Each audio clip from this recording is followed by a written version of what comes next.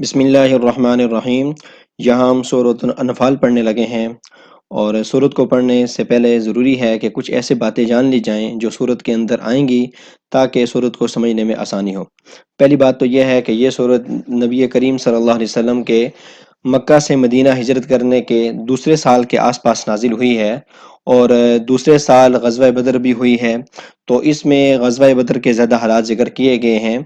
کہ غزوہ بدر کس طرح ہوا اور کس طرح جو ہے نا وہ مسلمانوں کو فتح ہوئی اور کفار کو جو ہے شکست ہوئی۔ تو زیادہ تر جو اس میں حالات بیان ہوئے ہیں وہ غزوہ بدر کے بارے میں بیان ہوئے ہیں، اور ساتھ ہی اس میں مال غنیمت کے بارے میں بھی بات ہوئی ہے، کیونکہ اس سے پہلے مسلمان اور کفار کی کوئی جنگ نہیں ہوئی تھی، تو اس وجہ سے مال غنیمت تقسیم ہونے کی نوبت نہیں آئی تھی۔ تو اس میں مال غنیمت کی تقسیم کے بارے میں بتایا گیا ہے کہ مال غنیمت کس طرح تقسیم کیا جائے گا۔ تو اس طرح جو ہے نا زیادہ تر جو اس میں باتیں ہیں وہ غزوہ بدر کے بارے میں ہیں۔ تو غزوہ بدر کا ذرا پس منظر یہ سمجھ لیا جائے کہ چونکہ کفار نے نبی کریم صلی اللہ علیہ وسلم اور صحابہ کو مکہ سے نکلنے پر مجبور کر دیا تھا، حتیٰ کہ آخر میں نبی کریم صلی اللہ علیہ وسلم کے قتل کی سازش بھی کی تھی، اس طرح اللہ تعالیٰ کے حکم سے آپ صلی اللہ علیہ وسلم کو مکہ سے مدینہ ہجرت کرنی پڑی۔ اب جب یہاں پہ ہجرت کر لی تو آپس میں ہلکی پھلکی جھڑپیں ہوتی رہتی تھیں، کبھی جو ہے نا وہ آتے ان کے 4-5 بندے اور نبی کریم صلی اللہ علیہ وسلم اور صحابہ کے جانور جو ہے نا یہاں سے وہ چرا کر لے جاتے، اس طرح کے واقعات بھی ہوئے۔ تو آپس میں جو ہے نا دونوں طرف سے ہلکی پھلکی جھڑپیں چلتی رہتی تھی، حتیٰ کہ جو مشرکین مکہ کے جو سردار تھے انہوں نے رئیس المنافقین جو تھا عبداللہ بن ابی، اسے دھمکی دی کہ اس نے کہا کہ تم نے ہمارے آدمیوں کو پناہ دی ہے، اور لہٰذا اگر تم ہمارے دشمنوں کو پناہ دو گے تو ہم اسے تمہارے ساتھ دشمنی تصور کریں گے۔ اور اسی طرح قبیلہ اوس کے جو سردار تھے سعد بن معاذ، ان کو بھی دھمکی دی ابو جہل نے اور کہا کہ تم نے ہمارے دشمنوں کو پناہ دی ہے، تو لہٰذا اگر تمہارے میں سے کوئی بندہ مکہ آئے گا تو وہ زندہ واپس نہیں جائے گا۔ تو حضرت سعد بن معاذ نے بھی آگے سے کہہ دیا کہ ٹھیک، اگر تم اس طرح کرو گے تو پھر تمہارے یہاں سے جو قافلے جو گزر کے جاتے ہیں، جو شام اور یمن جاتے ہیں، تو پھر ہم انہیں روکیں گے اور ہم بھی آپس میں تمہارے ساتھ دیکھ لیں گے ہم تمہارے ساتھ کیا معاملہ کرتے ہیں۔ تو ہر آپس میں جو ہے نا دونوں طرف جنگ کا ماحول تھا، اور غفار اس بارے میں بڑے غصے میں تھے کہ یہ جو نبی کریم صلی اللہ علیہ وسلم اور صحابہ کیوں بچ کر جو ہے نا یہاں سے مکے سے مدینے چلے گئے، اور اسلام جو ہے نا کیوں جو ہے نا پھیل رہا ہے اور لوگ کیوں اسلام پر عمل کر رہے ہیں۔ تو اس طرح کے جو ہے نا حالات جو ہے نا پیش آئے۔ تو ہوا اس میں واقعہ کچھ اس طرح ہوا کہ ابو سفیان جو ہے نا ایک قافلہ لے کر گیا ہوا تھا شام میں، اور یہ قافلہ اتنا زیادہ امیر تھا کہ اس کے اندر 50,000 دینار کا سامان تھا، اور اس کو 100% نفع ہوا تھا۔ اور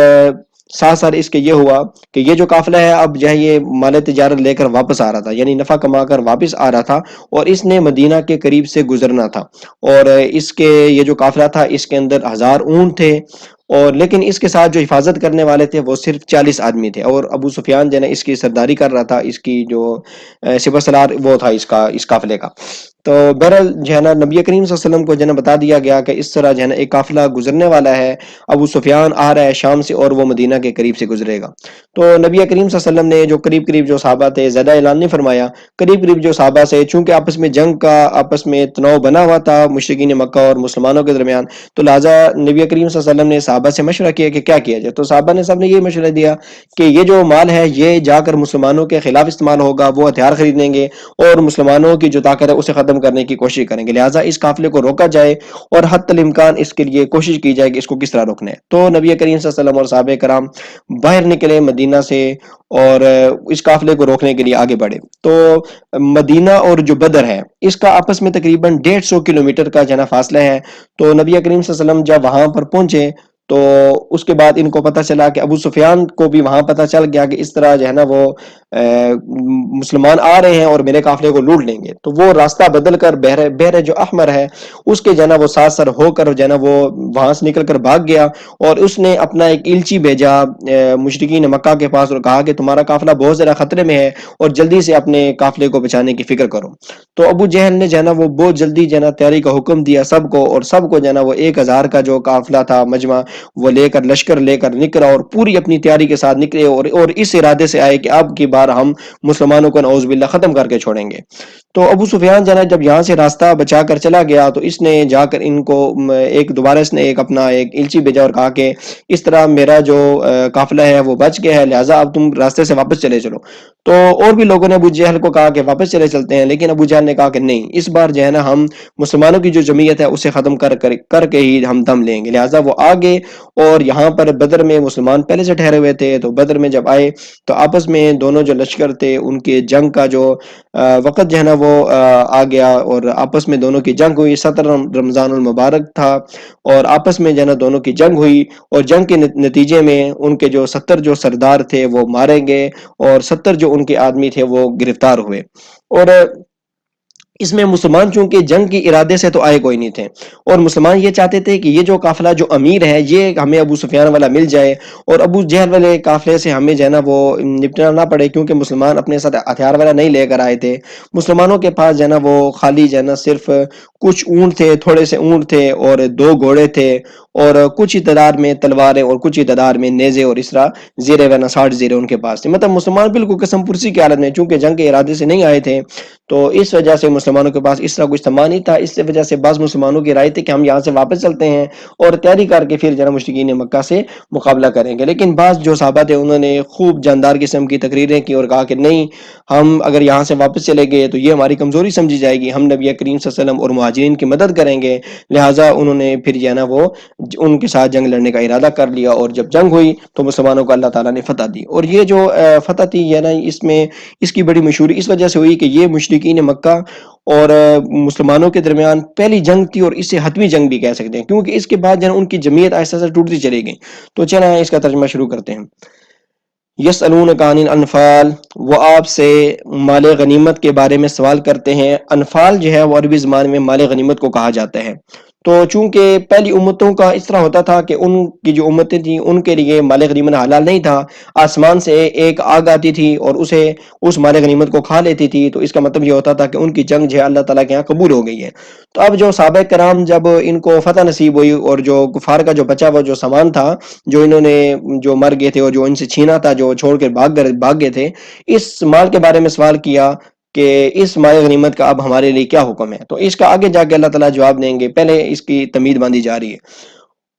وہ آپ سے سوال کرتے ہیں مال غنیمت کے بارے میں، یعنی مال غنیمت کا کیا ہوگا۔ قل الانفال للہ والرسول، آپ کہہ دیجئے مال غنیمت تقسیم کرنے کا اختیار اللہ کو ہے اور اس کے رسول کو ہے۔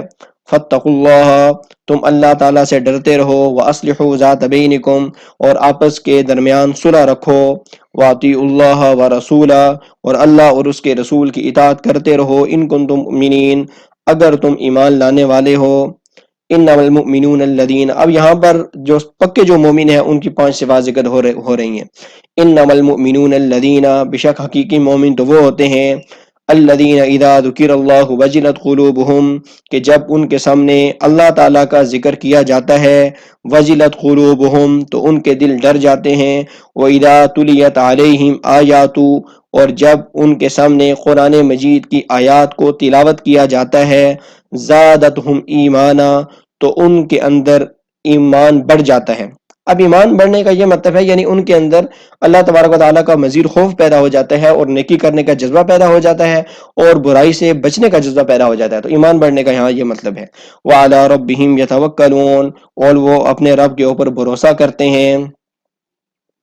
الذین یقیمون الصلاۃ، جو نماز کو قائم کرتے ہیں، ومما رزقناہم ینفقون، اور جو ہم نے ان کو رزق دیا ہے اس میں سے خرچ کرتے ہیں۔ تو یہ جو حقیقی مومن ہے یہاں پر ان کی 5 صفات ذکر ہوئی ہیں۔ یہ تمہید کے طور پہ کچھ باتیں بیان ہو رہی ہیں، آگے غزوہ بدر کے کچھ حالات بھی بیان ہوں گے۔ اولئک هم المؤمنون حقا، یہی وہ لوگ ہیں جن کے اندر 5 صفات ہیں، یہ پکے سچے مومن ہیں۔ لہم درجات عند ربہم، ان کے لیے بالا خانے ہیں، درجات ہیں، عند ربہم، اپنے رب کے پاس، ومغفرۃ، اور بخشش ہے، ورزق کریم، اور اچھا رزق ہے۔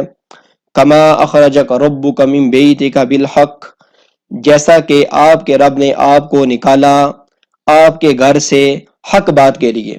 یعنی یہاں سے جو مدینہ سے یہ جو مسلمان گئے تھے اس قافلے کو لوٹنے کے لیے، تو یہ حق بات کی خاطر گئے تھے، حق بات کی خاطر اس وجہ سے گئے تھے کہ یہ جو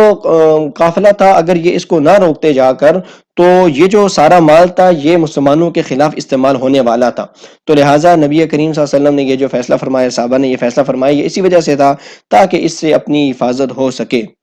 وَإِنَّ فَرِيقًا مِّنَ الْمُؤْمِنِينَ لَكَارِهُونَ، اور بے شک ایک گروہ مومنوں کا جو ایک گروہ تھا، لَكَارِهُونَ، اس بات کو ناپسند کر رہا تھا، یعنی وہ اس بات کو ناپسند کر رہے تھے کہ یہاں پر ہم جنگ کریں، کیونکہ مسلمانوں کی جو جمعیت تھی وہ 313 تھی،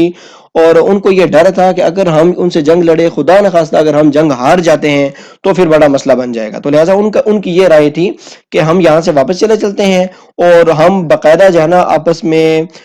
پہلے تیاری کریں گے، اور تیاری کرنے کے بعد ایک ڈیٹ فکس کریں گے، اس کے بعد ہم جنگ کریں گے۔ تو اس سے یہ مراد، اس کا یہ مطلب نہیں تھا ان کی نیت میں کھوٹ تھا، بلکہ ان کا یہ مطلب تھا کہ ہماری جمعیت کم ہے، لہٰذا ہم واپس جا کے تیاری کر کے آتے ہیں، ان کا یہ مطلب تھا۔ یجادلونک فی الحق بعد ما تبین، وہ آپ سے حق بات میں بحث کرتے ہیں، بعد ما تبین، بعد اس کے کہ حق واضح ہو گیا ہے، کأنما یساقون الی الموت، گویا کہ ان کو موت کی طرف ہانکا جا رہا ہے، وہم ینظرون، اور وہ دیکھ رہے ہیں۔ اب یہ جو آیت ہے اس میں انہی مسلمانوں کا ذکر ہے کہ جنہوں نے یہ رائے دی تھی کہ ہمیں واپس مدینہ جانا چاہیے، اور یہاں پہ خام خواہ ہمیں جنگ میں پنگا نہیں لینا چاہیے،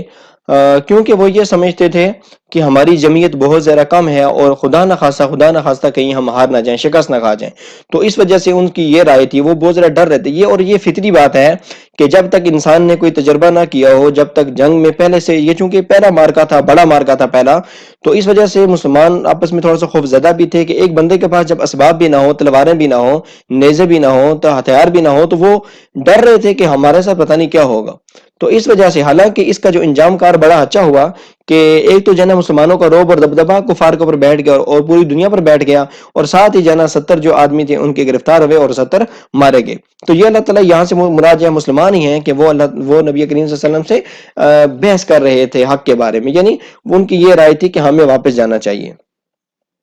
وَإِذْ يَعِدُكُمُ اللَّهُ إِحْدَى الطَّائِفَتَيْنِ، اور جب اللہ تعالیٰ نے تمہارے ساتھ وعدہ کیا، احدى الطائفتین، کہ دونوں گروہوں میں سے ایک، انہا لکم،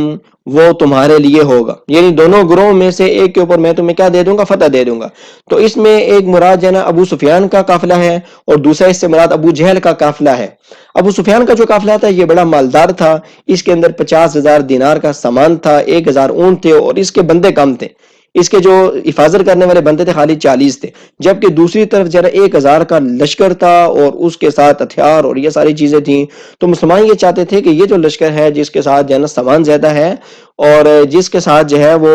بندے کم ہیں، ہمیں فوراً ہم اس پہ قابو پا لیں گے، یہ ہمیں مل جائے، ابو سفیان والا قافلہ ہمیں مل جائے۔ وَتَوَدُّونَ أَنَّ غَيْرَ ذَاتِ الشَّوْكَةِ، اور تم یہ چاہتے تھے، أَنَّ غَيْرَ ذَاتِ الشَّوْكَةِ، کہ جو بغیر کانٹے والا ہے، جو بغیر کانٹے والا ہے۔ کانٹے والے سے یہاں سے مراد ہے کہ جو خطرے کے بغیر ہے، کیونکہ 40-50 بندوں پر جو ہے نا وہ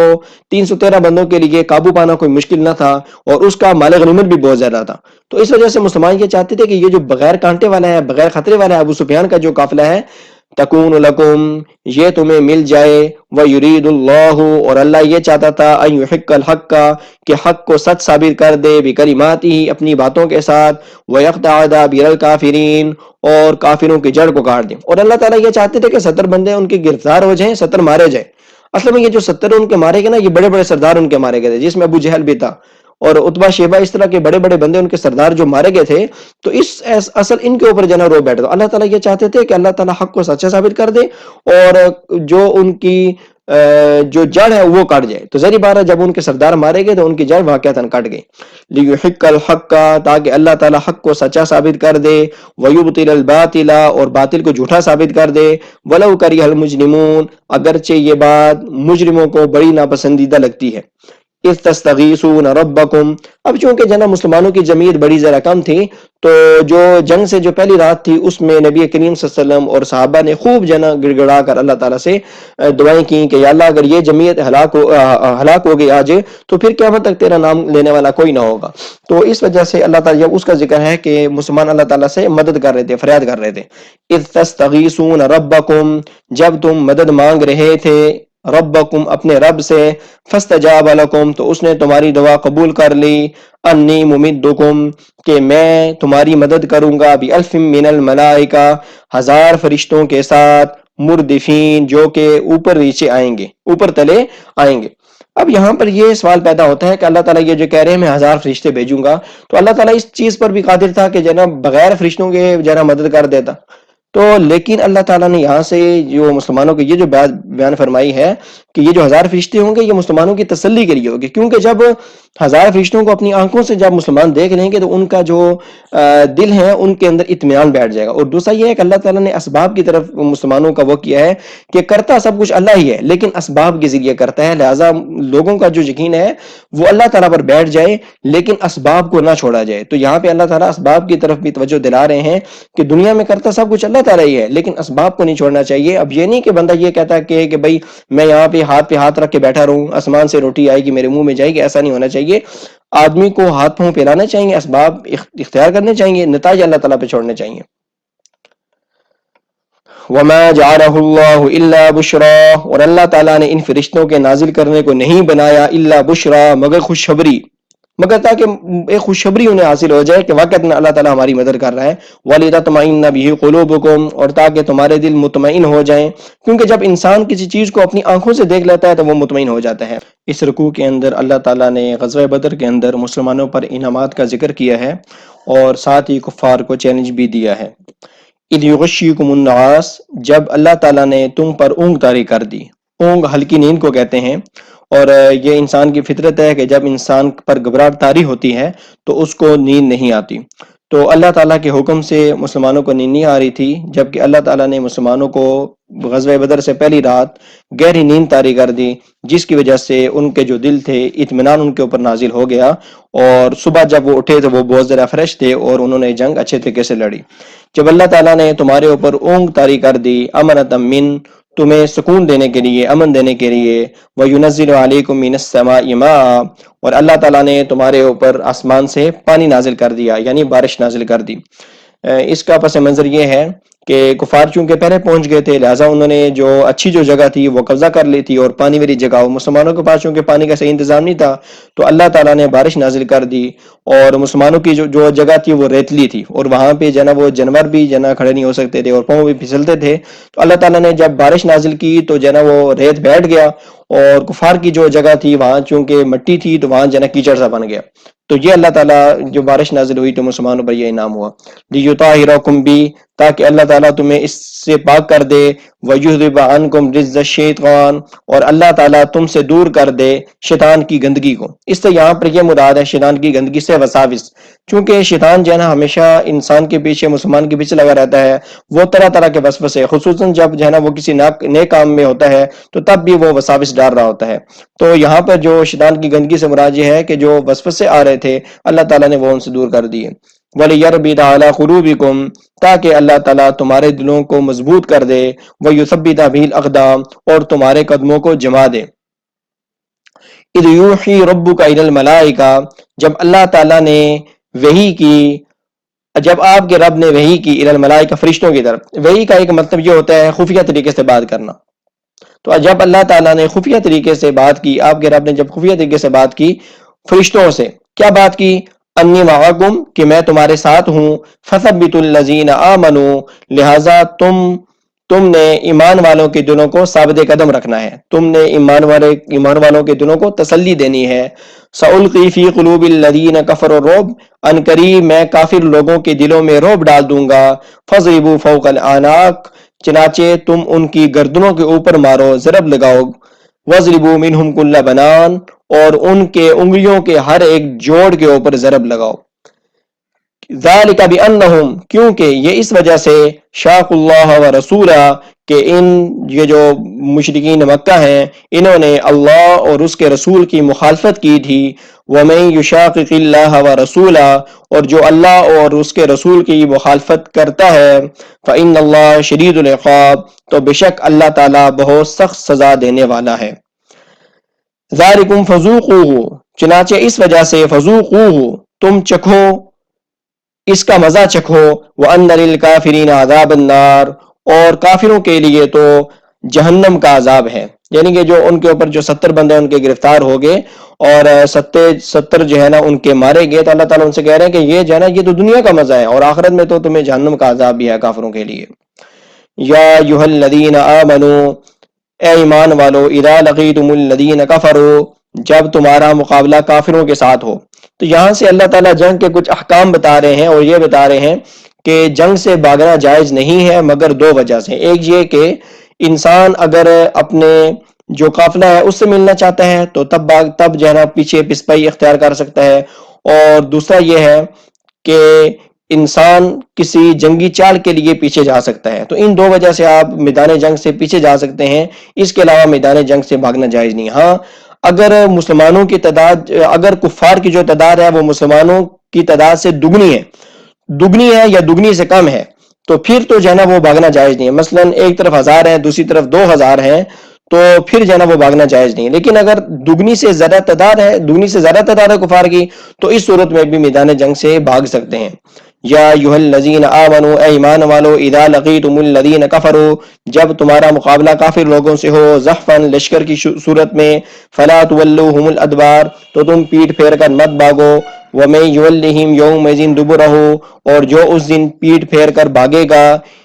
الا متحرفا لقتال۔ اب یہاں پر وہ یہ دو صورتیں بتائی جا رہی ہیں کہ کن دو صورتوں میں آدمی پسپائی اختیار کر سکتا ہے۔ الا متحرفا لقتال، مگر ایک یہ کہ جنگی چال چلنے کے لیے، او متحیزا الی فئۃ، یہ اپنی جماعت سے ملنے کے لیے، یعنی یہ ان دو وجہوں کے علاوہ جو بھاگے گا، فقد باء بغضب من اللہ، تو یقیناً اس نے اللہ تعالیٰ کے غضب کو حاصل کیا، اللہ تعالیٰ کے غضب کو لے کر لوٹا۔ ومأواہ جہنم، اور اس کا ٹھکانہ جہنم ہے، وبئس المصیر، اور وہ بہت برا ٹھکانہ ہے۔ اب یہاں سے اللہ تعالیٰ اپنی قدرت کا ذکر کر رہے ہیں کہ اصل جو اللہ تعالیٰ اپنی قدرت کا اس طرح ذکر کر رہے ہیں کہ کہہ رہے ہیں کہ قتال تم نے نہیں کیا بلکہ اللہ تعالیٰ نے کیا ہے۔ فلم تقتلوہم ولکن اللہ قتلہم، پس تم نے ان کو قتل نہیں کیا، ولکن اللہ قتلہم، لیکن اللہ تعالیٰ نے ان کو قتل کیا۔ یعنی اس کا یہ مطلب ہے کہ تمہاری تلواروں کے اندر اور تمہارے اندر یہ جو قوت ان کو قتل کرنے کی ڈالی تھی، یہ اللہ تعالیٰ نے ڈالی تھی۔ تو اللہ تعالیٰ مسلمانوں کو اپنی طرف، اپنی قدرت کی طرف متوجہ کر رہے ہیں۔ وما رمیت اذ رمیت ولکن اللہ رما، اور جو کنکریاں، جو مٹی آپ نے پھینکی تھی، جب آپ نے پھینکی تھی تو آپ نے نہیں پھینکی تھی بلکہ وہ اللہ تعالیٰ نے پھینکی تھی۔ اس کا پس منظر یہ ہے کہ جنگ شروع ہونے سے پہلے نبی کریم صلی اللہ علیہ وسلم نے ایک مٹھ جو ہے نا وہ مٹھی بھری مٹی کی اور کفار کی طرف پھینک دی، جو ان کی آنکھوں میں چلی گئی اور جو ان کی شکست کا سبب بنی۔ تو اللہ تعالیٰ کہہ رہے ہیں کہ یہ جو مٹی آپ نے پھینکی تھی،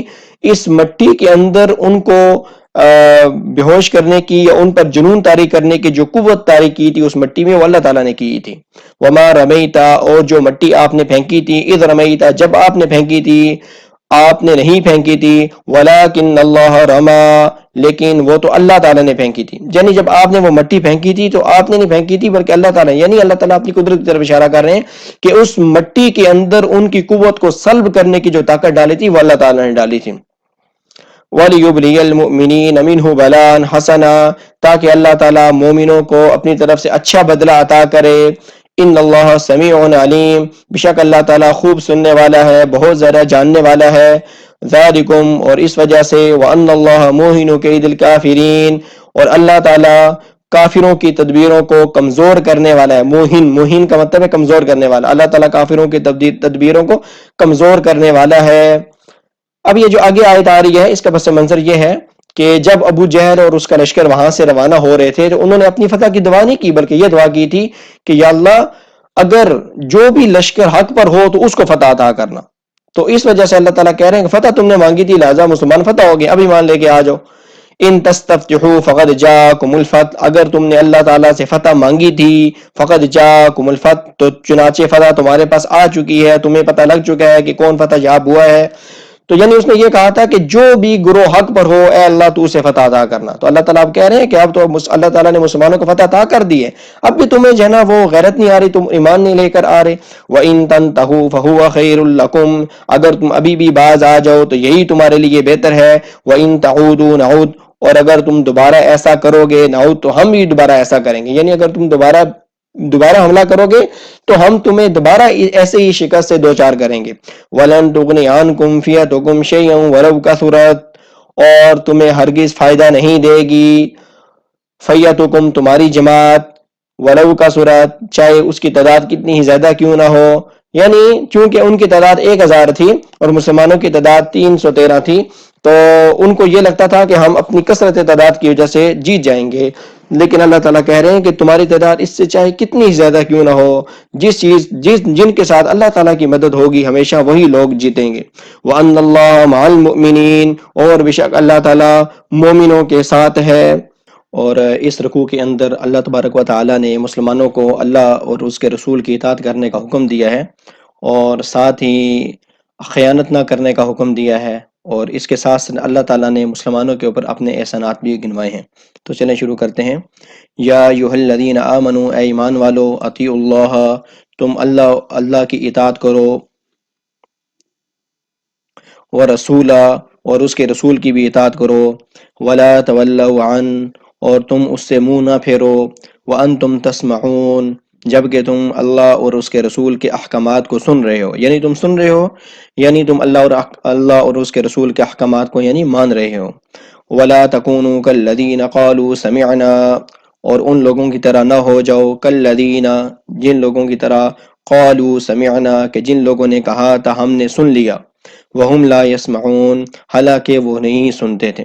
اس سے مراد جو ہے نا وہ یہودی ہیں جو کہا کرتے تھے کہ اللہ اور اس کے رسول کے احکامات کے بارے میں کہتے تھے ہم نے سن لیا، تو سن تو لیتے تھے لیکن عمل نہیں کرتے تھے. یہاں سے وہم لا یسمعون سے مراد اس طرح ہوتا ہے کہ وہ سنتے تو تھے لیکن سن کر عمل نہیں کرتے تھے. ان شر الدواب، بشک بدترین جانور، عند اللہ، اللہ تعالیٰ کے نزدیک، الصم، وہ بہرے لوگ ہیں، البکم، وہ گونگے لوگ ہیں، الذین لا یعقلون، جو اپنی عقل سے کام نہیں لیتے. یعنی عقل اللہ تعالیٰ نے انسان کو عطا کی ہے جس کے اندر نیکی اور بدی کو معلوم کرنے کا شعور ہے، لیکن وہ اپنی عقل سے کام نہیں لیتے. وَلَوْ عَلِمَ اللَّهُ فِيهِمْ خَيْرًا، اور اگر اللہ تعالیٰ کے علم میں ہوتا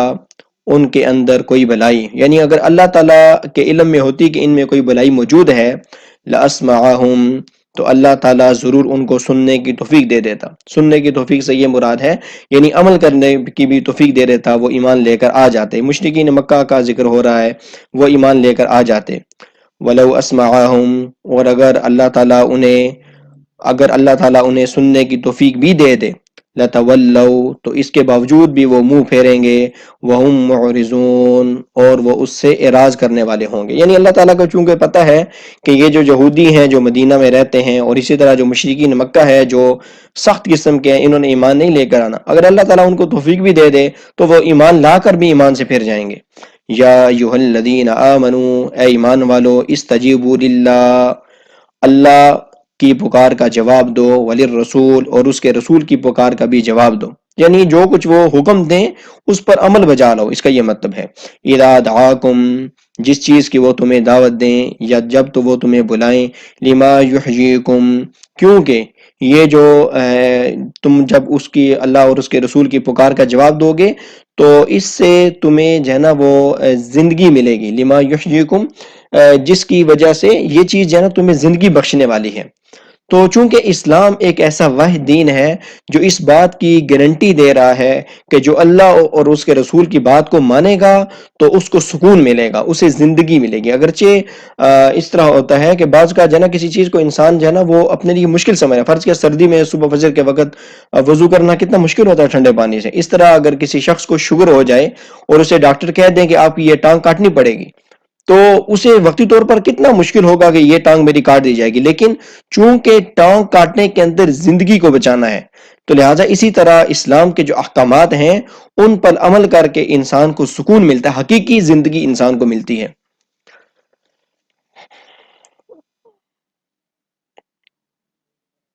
وَاعْلَمُوا، اور یہ بات جان لو، ان اللہ یحول بین المرء وقلبہ، کہ اللہ تعالیٰ انسان اور اس کے دل کے درمیان آڑ بن جاتا ہے. یہاں سے دونوں طرح مراد ہیں کہ جب انسان نیکی کی نیت رکھتا ہے تو شیطان انسان کو کتنا بھی بہکائے، اللہ تعالیٰ اس کے درمیان آڑ بن جاتا ہے، اور وہ شیطان جو ہے اسے بہکا نہیں سکتا۔ اسی طرح اگر کوئی جس بندے کی نیت اچھی نہ ہو اور اس کے اندر نیکی کا جذبہ نہ ہو، تو وہ بعض اگر نیکی کا خیال اس کے دل میں آ بھی جائے تو پھر بھی شیطان اس کے لیے ایسے اسباب پیدا کر جاتا ہے، کر دیتا ہے کہ وہ بجائے نیکی میں ملوث ہونے کے بدی میں ملوث ہو جاتا ہے۔ تو یہ ساری طلب حقیقی ہے کہ جس شخص کے اندر حقیقت کی طلب ہوتی ہے اس کو اللہ تعالیٰ خود بخود توفیق دے دیتے ہیں، اور جس کے اندر طلب نہیں ہوتی اللہ تعالیٰ سے، مثلا جس طرح کہ نبی کریم صلی اللہ علیہ وسلم نے دعا کی تھی کہ حضرت عمر بن اشام اور عمر بن خطاب، ابو جہل اور حضرت عمر رضی اللہ تعالیٰ عنہ، ان دونوں میں سے کسی کو ایمان کی توفیق اللہ تعالیٰ کے سامنے دعا کی کہ ایمان کی توفیق مل جائے، تو حضرت عمر رضی اللہ تعالیٰ عنہ کے جو ہے نا وہ چونکہ ان کے اندر طلب تھی، لہٰذا ان کو اللہ تعالیٰ نے ایمان کی توفیق دی، اور ابو جہل جو تھا وہ کافر ہو کے مر گیا۔ تو لہٰذا اللہ تعالیٰ چاہے نیک بندہ ہو چاہے بد بندہ ہو، اللہ تعالیٰ اس کے دل اور اس کے درمیان حائل ہو جاتے ہیں، جس چیز کا وہ حقیقی جس چیز کی طلب ہوتی ہے وہ اس کی طرف خود بخود پہنچ جاتا ہے۔ وَأَنَّهُ إِلَيْهِ تُحْشَرُونَ، اور تم اسی کی طرف جمع کیے جاؤ گے۔ وَاتَّقُوا فِتْنَةً، اور تم بچو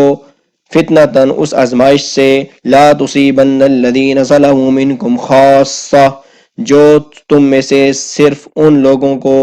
نہیں پہنچے گی جو خاص ہیں۔ لا تصیبن الذین، جو نہیں پہنچے گی، الذین ظلموا منکم، جنہوں نے تم میں سے ظلم کیا خاص طور پر۔ اس کا یہ مطلب ہے کہ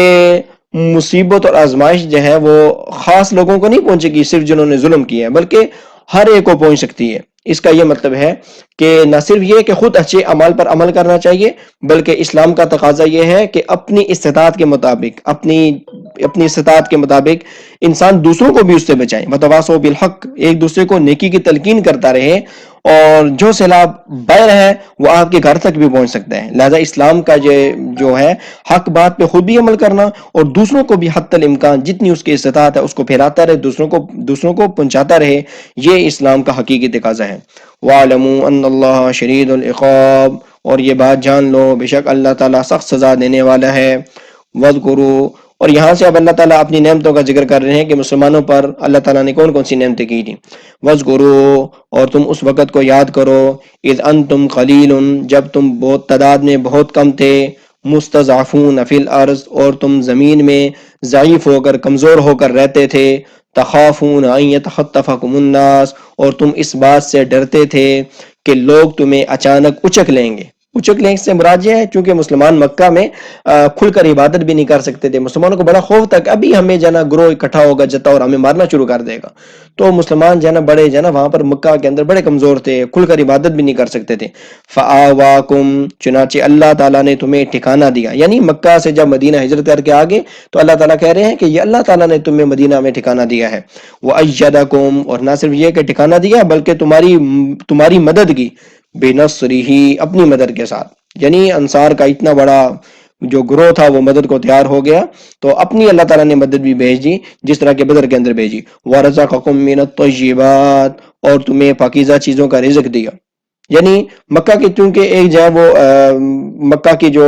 سرزمین ہے اس کے اندر کسی چیز کی جو ہے نا پیداوار نہیں ہوتی، تو مدینہ ایسا تھا جو خوب جو ہے زرخیز علاقہ تھا اور اس کے اندر بہت سی چیزوں کی پیداوار بھی ہوتی تھی، تو اللہ تعالیٰ کہہ رہے ہیں تمہیں اللہ تعالیٰ نے پاکیزہ چیزوں کا رزق بھی دیا، لعلکم تشکرون، تاکہ تم اس کا شکر بجا لاؤ۔ یا ایھا الذین آمنوا، اے ایمان والو، لا تخونوا اللہ والرسول، تم اللہ اور اس کے رسول سے خیانت مت کیا کرو، وتخونوا اماناتکم، اور نہ اپنی امانتوں میں خیانت کیا کرو۔ یہاں سے مراد عام بھی ہو سکتا ہے اور خاص بھی ہو سکتا ہے کہ یہ جو مال غنیمت ہے اس میں کوئی خیانت نہ کرے، یعنی مال غنیمت کا جو مال ہے وہ کوئی جو ہے نا وہ اپنے پاس، وہ چونکہ امانت ہے تمام مسلمانوں کا ہے، لہذا کوئی اس میں خیانت نہ کرے۔ اور عام بھی ہو سکتا ہے کہ اللہ اور اس کے رسول سے خیانت نہ کرو، مطلب یہ ہے کہ اگر تم ایمان لے کر آئے ہو تو پکا ایمان لے کر آؤ، منافق بن کے نہ رہو۔ وَأَنْتُمْ تَعْلَمُونَ، اور تم یہ بات جانتے ہو، وَاعْلَمُوا، اور یہ بات جان لو، انما اموالکم واولادکم فتنہ، کہ تمہارے اموال، تمہارے جو مال ہیں اور تمہارے جو اولادیں ہیں، فتنہ، یہ آزمائشیں ہیں۔ اب یہاں پہ اموال اور اولاد کو آزمائش کہنے کا یہ مطلب ہے کہ چونکہ انسان کو مال سے بھی محبت ہوتی ہے، اولاد سے بھی محبت ہوتی ہے، لیکن اس کی ایک حد ہے۔ اگر جو ہے نا وہ مال کی محبت اور اولاد کی محبت دین کے اوپر غالب آ رہی ہے تو یہ پھر خطرے والی بات ہے۔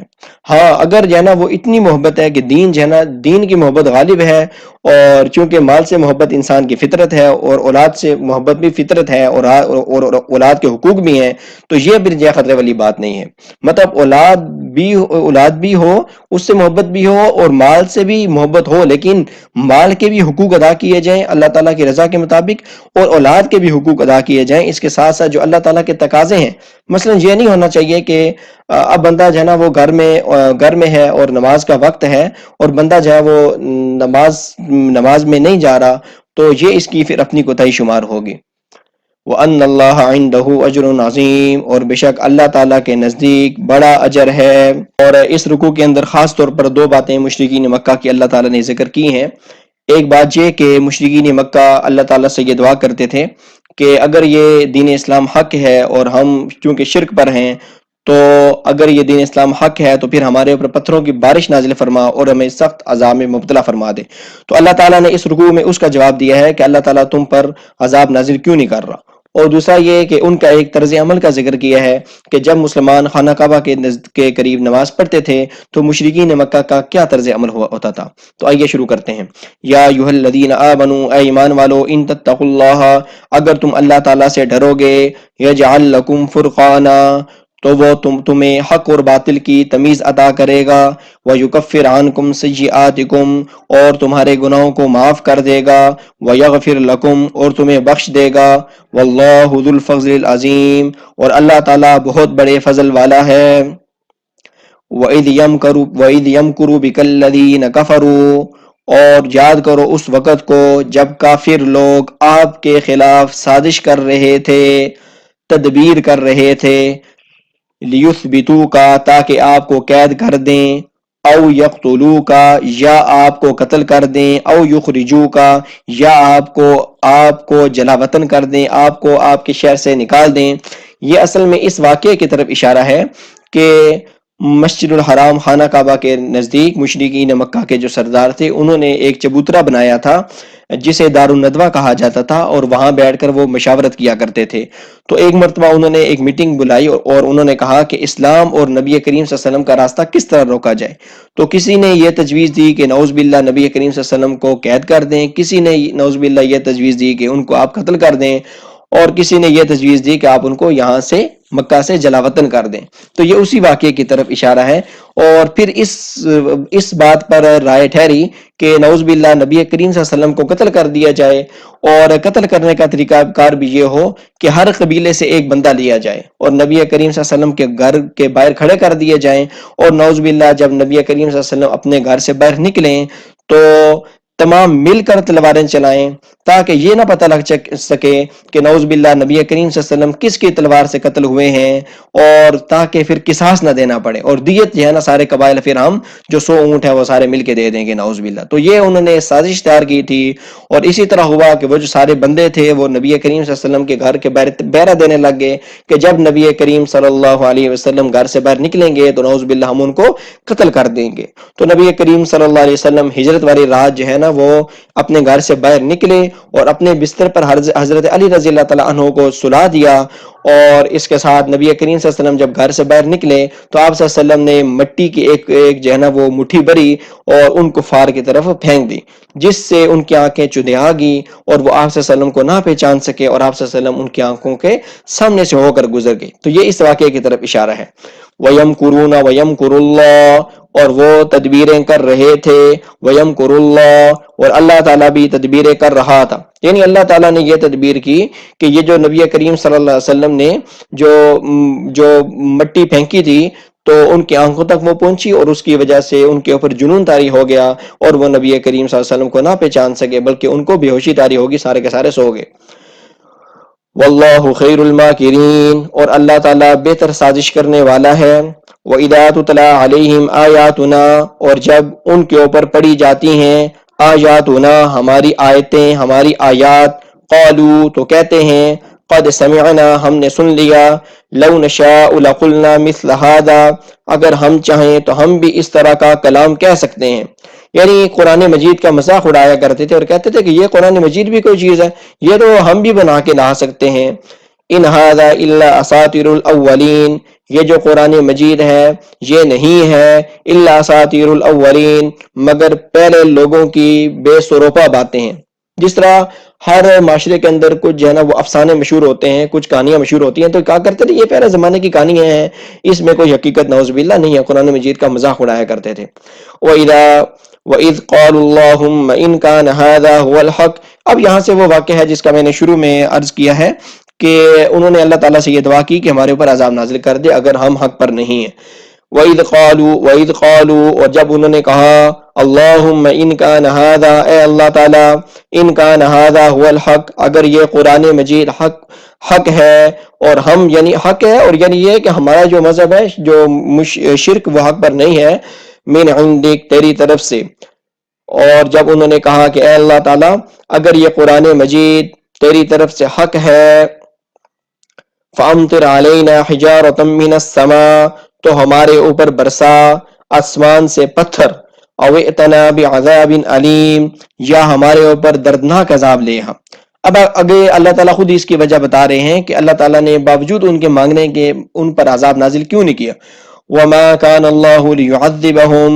اور اللہ تعالیٰ ان کو عذاب دینے والا نہیں تھا، وَأَنْتَ فِيهِمْ، کیونکہ آپ ان کے درمیان موجود ہیں۔ اللہ تعالیٰ کا یہ اصول ہے کہ جب نبی کسی قوم کے درمیان موجود ہوتا ہے تو اس قوم پر عذاب نازل نہیں کیا جاتا، حتیٰ کہ آپ صلی اللہ علیہ وسلم تو ویسے بھی رحمت للعالمین ہیں، تو یہ کیسے ہو سکتا ہے کہ آپ صلی اللہ علیہ وسلم موجود ہوں اور ان پر عذاب آ جائے۔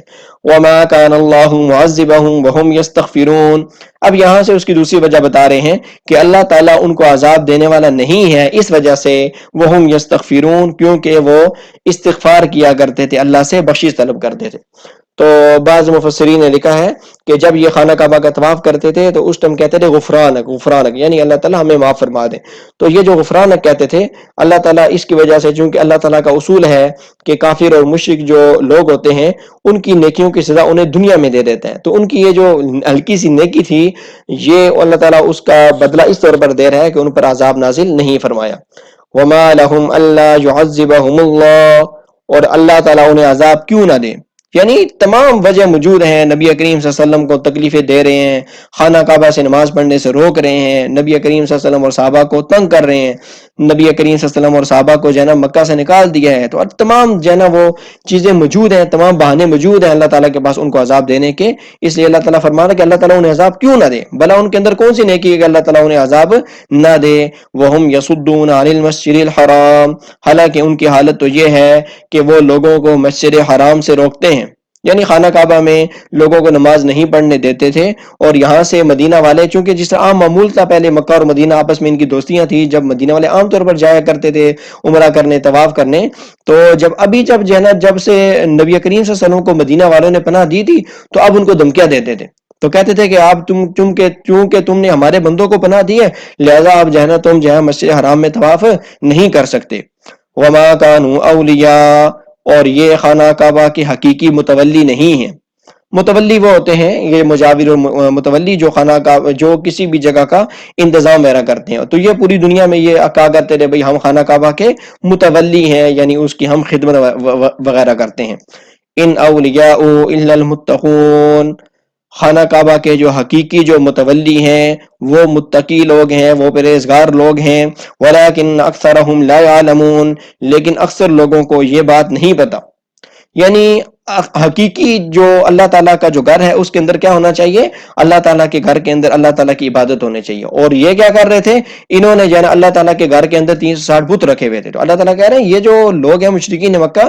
یہ خانہ کعبہ کے حقیقی متولی نہیں ہیں، یہ تو بتوں کی پوجا کر رہے ہیں وہاں پہ، حقیقی متولی تو وہ ہیں جو اللہ تعالیٰ کو پکارتے ہیں، اور وہ متقی اور مومن لوگ ہیں، صحابہ ہیں اور نبی کریم صلی اللہ علیہ وسلم ہیں۔ وما كان صلاتهم عند البيت الا مكاء وتصديا، اب یہاں سے ان کا وہ طرز عمل بتایا جا رہا ہے کہ جب نبی کریم صلی اللہ علیہ وسلم اور صحابہ جب نماز پڑھتے تھے تو یہ کیا کرتے تھے، وما كان صلاتهم عند البيت، اور خانہ کعبہ کے پاس ان کی نماز نہیں ہوتی تھی مگر مگر مکاء، سیٹیاں بجاتے تھے، وتصدیہ، اور تالیاں بجاتے تھے۔ یعنی تنگ کرنے کا ایک یہ طریقہ تھا کہ جب نبی کریم صلی اللہ علیہ وسلم جو ہے نا وہ اور صحابہ نماز پڑھیں تو یہ شور و غل کرتے تھے تاکہ وہ ان کی نماز میں خلل پڑ جائے. فذوقوا العذاب بما کنتم تکفرون، چنانچہ تم اس عذاب کا مزہ چکھو، بما کنتم تکفرون، جو تم کفر کرتے تھے. ان الذین کفروا ينفقون اموالهم لیصدوا عن سبیل اللہ، بے شک کافر لوگ ينفقون اموالهم، وہ اپنے مالوں کو خرچ کرتے ہیں، لیصدوا عن سبیل اللہ، تاکہ وہ اللہ تعالیٰ کے راستے سے روکیں. اب یہاں سے اس واقعے کی طرف اشارہ ہے کہ جب بدر میں یہ لڑائی ہار گئے تو مشرکین مکہ کے جو کچھ سردار جو بچ گئے تھے انہوں نے مکہ میں چندہ جمع کرنا شروع کر دیا اور کہا کہ اب ہم جو دوبارہ ہیں یہ اتنا ذرا اسلحہ لیں گے اور ہم جو دوبارہ مسلمانوں پر حملہ کریں گے.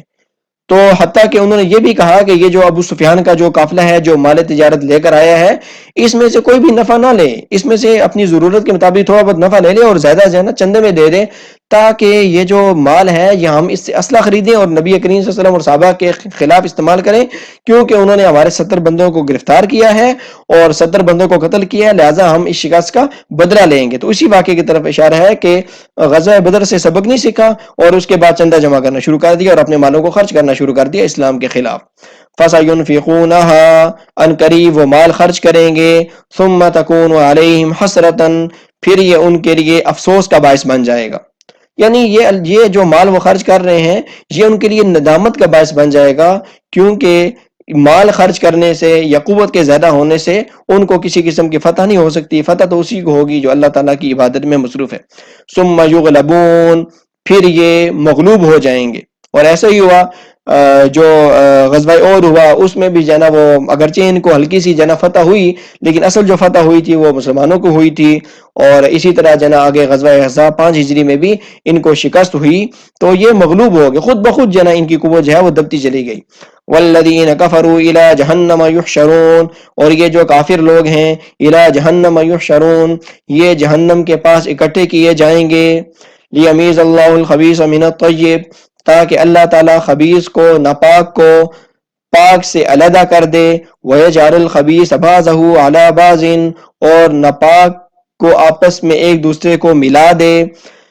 فَيَرْكُمَهُ جَمِيعًا، پھر ان کو ملا کر ان کا ایک ڈھیر بنا دے. فَيَجْعَلُهُ فِي جَهَنَّمَ، پھر جو ہے نا ان کو جہنم میں ڈال دے. یعنی اللہ تعالیٰ تو یہی چاہتے ہیں کہ یہ جو کافر لوگ ہیں جتنے بھی ہیں ان سب کو اکٹھا کر کے ساروں کو اکٹھا جہنم میں ڈال دے. اولئک هم الخاسرون، یہی وہ لوگ ہیں جو نقصان اٹھانے والے ہیں. اس رکوع کے اندر خصوصیت کے ساتھ یہ بات ذکر ہوئی ہے کہ مال غنیمت کو کس طرح تقسیم کیا جائے گا. صحابہ نے جو سوال سورت کے شروع میں کیا تھا اب یہاں آگے اس کا جواب دیا جائے گا. تو چلیں آئے شروع کرتے ہیں. قل للذین کفروا، آپ کہہ دیجئے للذین کفروا، ان لوگوں کو جنہوں نے کفر اختیار کیا، ان ینتہوا، اگر وہ باز آ جائیں، یغفر لہم، تو ان کو معاف کر دیا جائے گا، ما قد سلف، جو کچھ گزر چکا.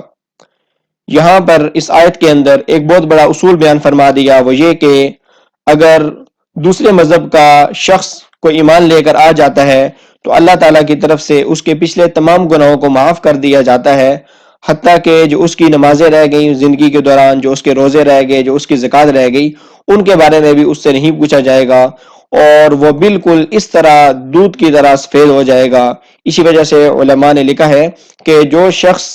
بھی اسلام لے کر آ جائے کافر شخص تو فوراً اس سے دعا کرایا کرو، کیونکہ وہ شخص بالکل گناہوں سے پاک صاف ہوتا ہے.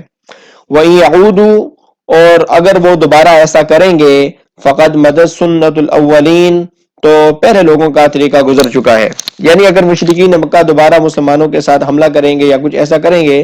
تو پہلے لوگوں کے طریقے سے یہ مراد ہے کہ جس طرح اللہ تعالیٰ نے پہلی امتوں کے ساتھ کیا ہے کہ ان کو عذاب وغیرہ دیا ہے، تو اس طرح اللہ تعالیٰ پھر ان کو بھی کسی عذاب اور کسی آفت میں مبتلا فرما دیں گے. وَقَاتِلُوهُمْ، اور تم ان سے لڑائی کرتے رہو، قتال کرتے رہو، حَتَّى لَا تَكُونَ فِتْنَةٌ، جہاں تک کہ کوئی بھی فتنہ باقی نہ رہے. وَيَكُونَ الدِّينُ لِلَّهِ، اور دین سارا کا سارا اللہ تعالیٰ کا ہو جائے. اب اس آیت کے اندر مسلمانوں سے یہ کہا جا رہا ہے کہ تم نے مشرکین مکہ سے اس وقت تک قتال کرتے رہنا ہے جب تک کہ دین سارا کا سارا اللہ تعالیٰ کا نہ ہو جائے. اب اس آیت کا جو مطلب علماء نے لکھا ہے وہ یہ ہے کہ چونکہ اسلام جزیرہ عرب میں اترا تھا اور یہی جزیرہ جو عرب ہے وہ اس کا مرکز تھا، لہٰذا جب اسلام پھیل رہا تھا تو اب مشرکین مکہ کے لیے عرب کے اندر جو ہے گہرا تنگ کیا جا رہا ہے، اور ان سے کہا جا رہا ہے یا تو اسلام لے کر آ جائیں اور یا پھر جو ہے نا وہ آپ جزیرہ عرب سے باہر نکل جائیں، کیونکہ جزیرہ عرب کے ایسے لوگ ہیں جنہوں نے نبی کریم صلی اللہ علیہ وسلم کی تعلیمات کو براہ راست سنا ہے اور نبی کریم صلی اللہ علیہ وسلم کو براہ راست دیکھا ہے، لہذا کسی بھی کافر جو شخص ہے اس کو یہ اجازت نہیں دی جا سکتی کہ وہ جزیرہ عرب کے اندر مستقر رہائش اختیار کرے اور اسلام بھی نہ لے کر آئے۔ تو لہٰذا یہاں سے کہا جا رہا ہے کہ تم قتال کرتے رہو یہاں تک کہ کوئی فتنہ باقی نہ رہے، یعنی یا تو جو ہے نا وہ اسلام لے کر آ جائیں اور یا پھر جو ہے نا یہ جو کافر لوگ ہیں یا کسی بھی مذہب کے ہیں جو اسلام کے علاوہ ہیں، یا پھر جو ہے وہ جزیرہ عرب سے نکل جائیں اور کسی اور جگہ جا کے رہائش اختیار کر لیں۔ فَإِنِ انْتَهَوْا فَإِنَّ اللَّهَ بِمَا يَعْمَلُونَ بَصِيرٌ، اور اگر وہ لوگ باز آ جائیں، فَإِنَّ اللَّهَ، تو بے شک اللہ تعالیٰ، بِمَا يَعْمَلُونَ، جو کچھ وہ کرتے ہیں، بصیر، اس کو خوب دیکھنے والا ہے۔ یعنی اللہ تعالیٰ ان سے کہہ رہے ہیں اگر ابھی بھی وہ اسلام لے کر آ جائیں تو اللہ تعالیٰ ان کے تمام گناہوں کو معاف کر دے گا، یعنی ان کی نیتوں کو اللہ تعالیٰ خوب دیکھنے والا ہے کہ وہ پکی طرح ایمان لائیں گے یا نہیں لائیں گے۔ وَإِن تَوَلَّوْا، اور اگر وہ منہ پھیریں گے، فَاعْلَمُوا، تو یہ بات جان لو، ان اللہ، بشک اللہ تعالیٰ، مولاکم، تمہارا کارساز ہے، نعم المولا، کتنا ہی اچھا کارساز ہے۔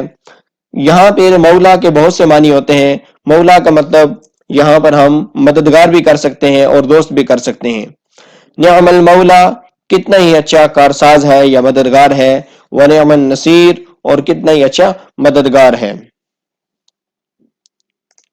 وَاعْلَمُوا أَنَّمَا غَنِمْتُم مِّن شَيْءٍ، اب یہاں اس آیت سے یہ بات ذکر کی جا رہی ہے کہ جو مال غنیمت ہے اس کی تقسیم کس طرح ہوگی۔ وَاعْلَمُوا، اور یہ بات جان لو، أَنَّمَا غَنِمْتُم، جو تمہیں مال غنیمت حاصل ہوا ہے، من شَيْءٍ، کوئی بھی چیز چاہے تھوڑا ہی کیوں نہ ہو، فَأَنَّ لِلَّهِ خُمُسَهُ، تو اس کا پانچواں حصہ اللہ تعالیٰ کے لیے ہوگا، وَلِلرَّسُولِ، اور اس کے رسول کے لیے ہوگا، وَلِذِي الْقُرْبَى، اور نبی کریم صلی اللہ علیہ وسلم کے رشتہ داروں کے لیے ہوگا، وَالْيَتَامَى، اور یتیموں کے لیے ہوگا، وَالْمَسَاكِينِ، اور مسکینوں کے لیے ہوگا، وَابْنِ السَّبِيلِ، اور مسافروں کے لیے ہوگا۔ اب یہاں پر یہ بات سمجھ لی جائے کہ مال غنیمت کی تقسیم اس طرح ہوگی کہ سب سے پہلے مال غنیمت کے 5 حصے کیے جائیں گے، جن میں سے 4 حصے جن لوگوں نے جہاد میں شرکت کی ہے، جو مجاہدین ہے، سب کے سب وہ 4 حصے ان میں تقسیم کر دیے جائیں گے، اور اس کے بعد جو ایک حصہ ہے وہ بیت المال کو دیا جائے گا، جسے ہم جو ہے نا وہ وزارت خزانہ بھی کہہ سکتے ہیں، اس کو دیا جائے گا۔ پھر وہ جو ایک جو حصہ دیا جا رہا ہے بیت المال کا، اس کے دوبارہ 5 حصے کیے جائیں گے، اس کے دوبارہ 5 حصے کیے جائیں گے، اور اس میں سے جو 5واں حصہ ہے وہ نبی کریم صلی اللہ علیہ وسلم کا ہوگا، اور جو باقی جو ایک حصہ ہے، وہ جو 4 حصے ہیں باقی جو رہ گئے ہیں، وہ نبی کریم صلی اللہ علیہ وسلم کے رشتہ داروں کا، یعنی بنو ہاشم کا ہوگا اور بنو عبد المطلب کا ہوگا، نبی کریم صلی اللہ علیہ وسلم کے جو خاندان کے لوگ ہیں ان کا ہوگا، جنہیں ہم جو ہے نا وہ اہل بیت کہہ سکتے ہیں، جس طرح کے سید لوگ ہیں ان کا ہوگا، اور باقی جو 3 حصے ہیں وہ یتیموں کے، مسکینوں کے اور مسافروں کے ہوں گے۔ تو یہ جو ہے نا وہ یا یہ بھی ہو سکتا ہے کہ بیت المال نبی کریم صلی اللہ علیہ وسلم کا، نبی کریم صلی اللہ علیہ وسلم چونکہ دنیا سے پردہ فرما گئے ہیں، لہٰذا ان کا حصہ تو ختم ہو گیا ہے، تو لہٰذا بعض علماء نے یہ لکھا ہے کہ جو ان میں سے زیادہ محتاج ہو ان کو بھی دیا جا سکتا ہے سارا۔ ان کنتم آمنتم باللہ، اگر تم اللہ تعالیٰ پر ایمان لائے ہو، وما انزلنا علی عبدنا، اور جو ہم نے اتارا ہے اپنے بندے پر، یوم الفرقانی، فیصلے کے دن، یوم التقى الجمعان، جس دن 2 گروہ آپس میں ملے تھے۔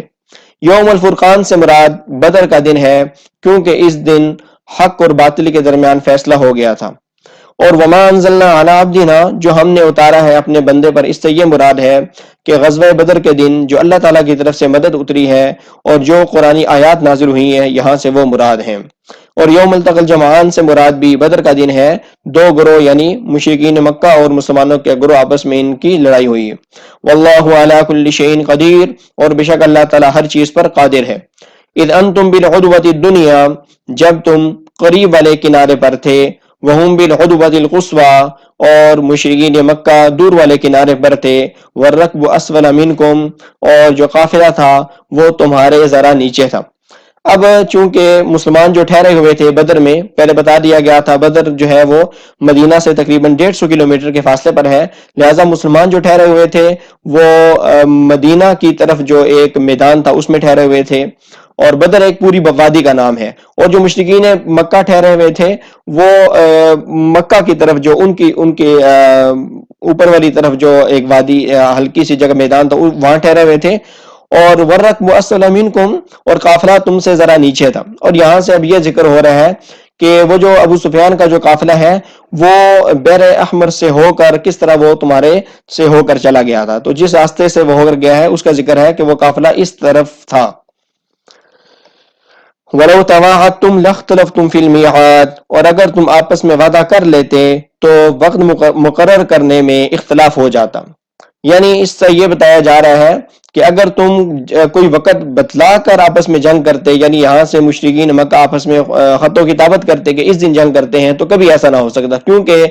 نبی کریم صلی اللہ علیہ وسلم اور صحابہ کی جو تعداد تھی وہ بڑی زیادہ کم تھی، اور ان کے مالی حالات بھی اچھے نہیں تھے، اور چونکہ مشرکین مکہ بھی جنگ کے لیے تیار نہ ہوتے، کیونکہ وہ نبی کریم صلی اللہ علیہ وسلم اور صحابہ سے ان کو یہ پتا تھا کہ اسلام سچا مذہب ہے، نبی کریم صلی اللہ علیہ وسلم کے معجزات برحق ہیں، لہٰذا وہ ان کو نبی کریم صلی اللہ علیہ وسلم سے بڑا رعب آتا تھا، لہٰذا وہ بھی کبھی اس طرح جنگ کرنے نہ آتے۔ تو یہ اللہ تعالیٰ نے خود بخود ایسے اسباب پیدا فرما دیے کہ ابو سفیان کے قافلے کو یہاں سے یہ پکڑنے کے لیے نکلے، وہ بچانے کے لیے نکلے، اور دونوں قافلوں کو اللہ تعالیٰ نے ایسے اسباب پیدا فرمائے کہ دونوں قافلوں کے آپس میں مڈبیر آپس میں جنگ ہو گئی۔